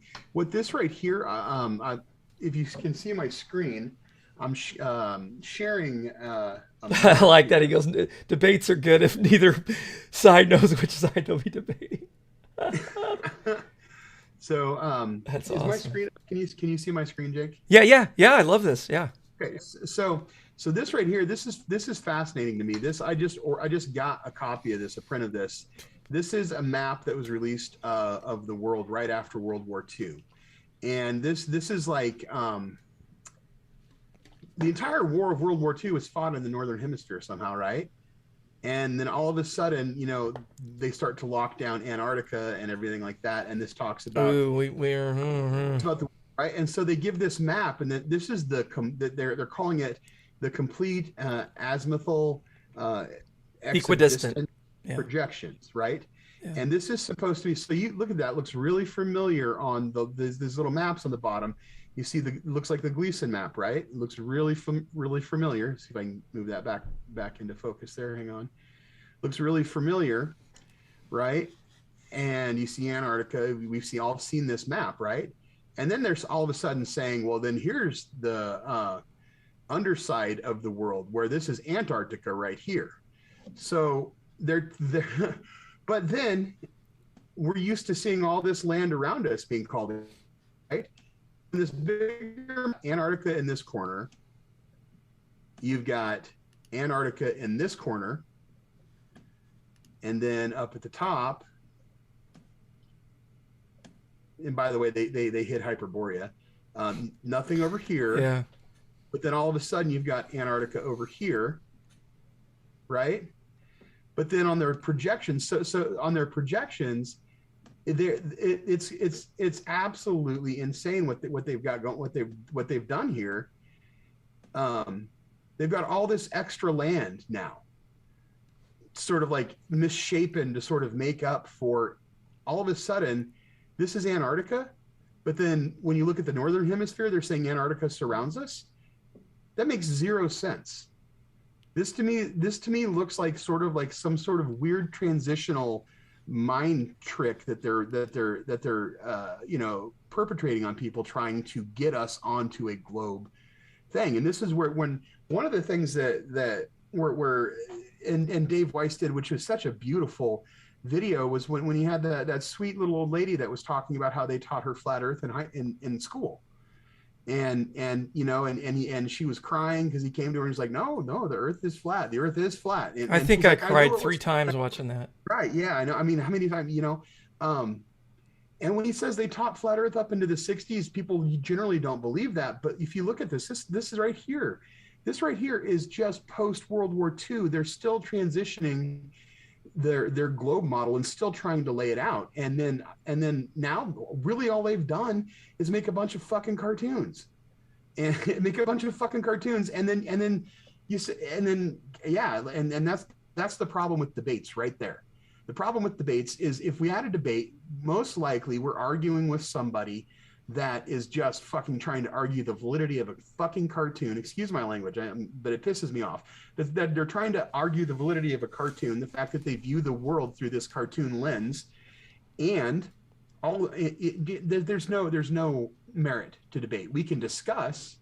Discussions are good, and discussions of just like observable things, like what you laid out. Everything that you laid out can be tested, and if it's tested and it's false, then it's false. The other thing he mentioned was is it using the scientific method, or is it just observable stuff? Because the scientific method says if you put forward a hypothesis, the hypothesis has to be able to be tested. Period. And so, you know, I mean, what we've laid forward can be tested. Absolutely. Well, and that's Josh's. I saw Josh saying that, you know, it's observably flat and all of that. But if we have the ability, and we do, to do the rectilineator experiment again and the Tamarack mine shaft or a mine shaft experiment, why wouldn't we do it to end the argument once and for all? I mean, though we need physical manual measuring, and we don't have it. And all we all do is argue about optics. And we all know that the atmosphere is horrible for proving the shape. Is light bending up? Is light bending down? Is it moist out? Is it rainy? Is it like we have to have a physical measurement? And I believe the rectilineator was a great test. And the fact that the Copernican Society was there from the globe side, and they forced them to do it twice over, all the way one way and another, and it still came out within, you know, inches of being concave. That is powerful. Now, that's in whatever year that was. We have modern machining, modern laser stuff. My God, if we had $500,000, I don't know why we can't raise $500,000 between all the globe people who hate us all the flat people, and even get some concave people to chip in. And we set this up somewhere.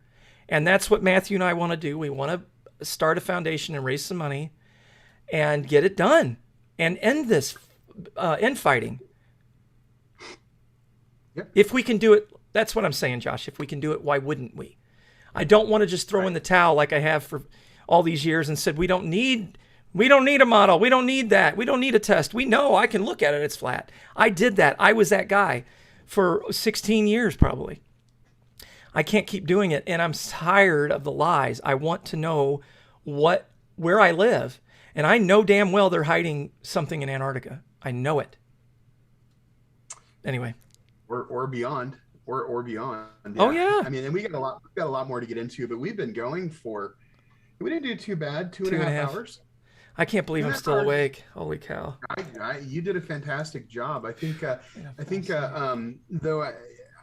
bottom line is to kind of bring this out is the model that we want to test is that we live in a concave realm, and we live it's surrounded by water, with, you know, basically water at a different. Well, hey, look, I'm interrupting you, but man, if I literally get my 3D model done and the craters on the moon line up with the craters on the Earth, mm-hmm.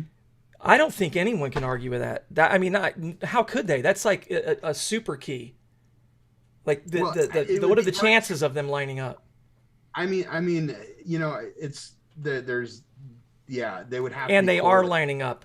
I keep getting chunks, and I'm having to use Blender. If anybody knows how to use Blender, my God. The problem is that the Earth is at a fake tilt. The images were shown are wrong. The map, the craters were shown.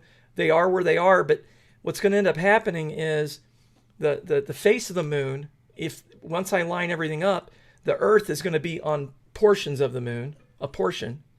And that's going to even further prove the lie, right? Because then it'll line up on a certain chunk of the moon, and then there won't be any craters because we won't be we haven't been to those other areas and they're not on the map. Well, that's just it. If you take that tilt out and it lines up, then it shows that tilt is fake, and it shows that the craters and the pitting on the moon is correlated. Well, I'm not kidding. I need to do a separate video on the tilt, but I can show you the math. The Milky Way is literally straight across through the center of the Earth, and when they tilted it, they tilted the Milky Way away. But it's literally, the Milwaukee Way, but it is literally straight across the center, and it's where the two realms are meeting, I believe. That's what it looks like to me. It looks like two spheres, stars and everything meeting in the center. If you look at it in that light, it really is kind of interesting. Yeah, no, absolutely, absolutely. Well, man, this was good. We got through it, and I think we have some cool stuff that we're going to be doing ahead. Everybody Inverse globe logic. Josh and Hippie Shake and Shine Island. Shine Island says, do you like what are you saying kind of like what Vibes of the Cosmos shows? Well, kind of. Except he's stuck on flat, and it doesn't make sense. It doesn't make sense. Be nice, but no, I'm not going to be nice. I'm with Karen B. Karen B said it's utter garbage. I've tried and tried. I thought, there's something to this. No, there's nothing to that. Well, no, there's something to it. Like I said, I believe that moon is emanating from the Earth, but it's not. The continents aren't. We're not looking at Italy up there and the islands. I'm sorry, I don't buy that. I've tried to make it work. Trust me. I'm with Karen B. But maybe I change my mind tomorrow. Maybe she will too. The tornado war, which blocked Antarctica access, was caused because, quote unquote, they were helping the Soviets. Yeah, absolutely. That's always the liars that be are always manipulating the sleepers, because that's really what's happening is they're just getting a critical mass of sleepers to go along with, this is for protection, or we're being kind, we're being good, this is the good thing. Josh, if you drop two plumb bobs down 5,000 feet and make sure nobody touches them, how can you manipulate the measurement? They couldn't, and that's what they had to come up with, like, there's magnets in the rocks, and they came up with all these excuses. That it was the wind in the shaft, and they closed the shaft off, and it still was the exact same. So nobody could. I don't think. Maybe somebody could manipulate it if they wanted to, but not if there's people from the globe. I want everybody there on these experiments from all sides. Right? Right. How can you? I'm not David Copperfield. I'm not going to be performing some magic trick. If the lines diverge, they diverge. Right. No, absolutely. Hey, Josh Corey said, hey, what a great show. Thank you, Josh. We really, really appreciate all your support. Oh man, Josh, I was this close to begging you to help us. Oh my goodness. And Hippie Shake for sharing everyone's stuff. Yes. Hippie Shake is so awesome. I see her in all of these chats. She's always, I don't even know her real name or first name. That's okay. We don't need to. She's just cool. She's all good. But no, it's we thank you all dearly for that too. And yes, I hope you all don't hate us. I'm still a flat earther, right here. I'll wear it on my shirt tomorrow in front of everybody. But I need proof. Damn it, Ian. Repeatable and verifiable. Absolutely.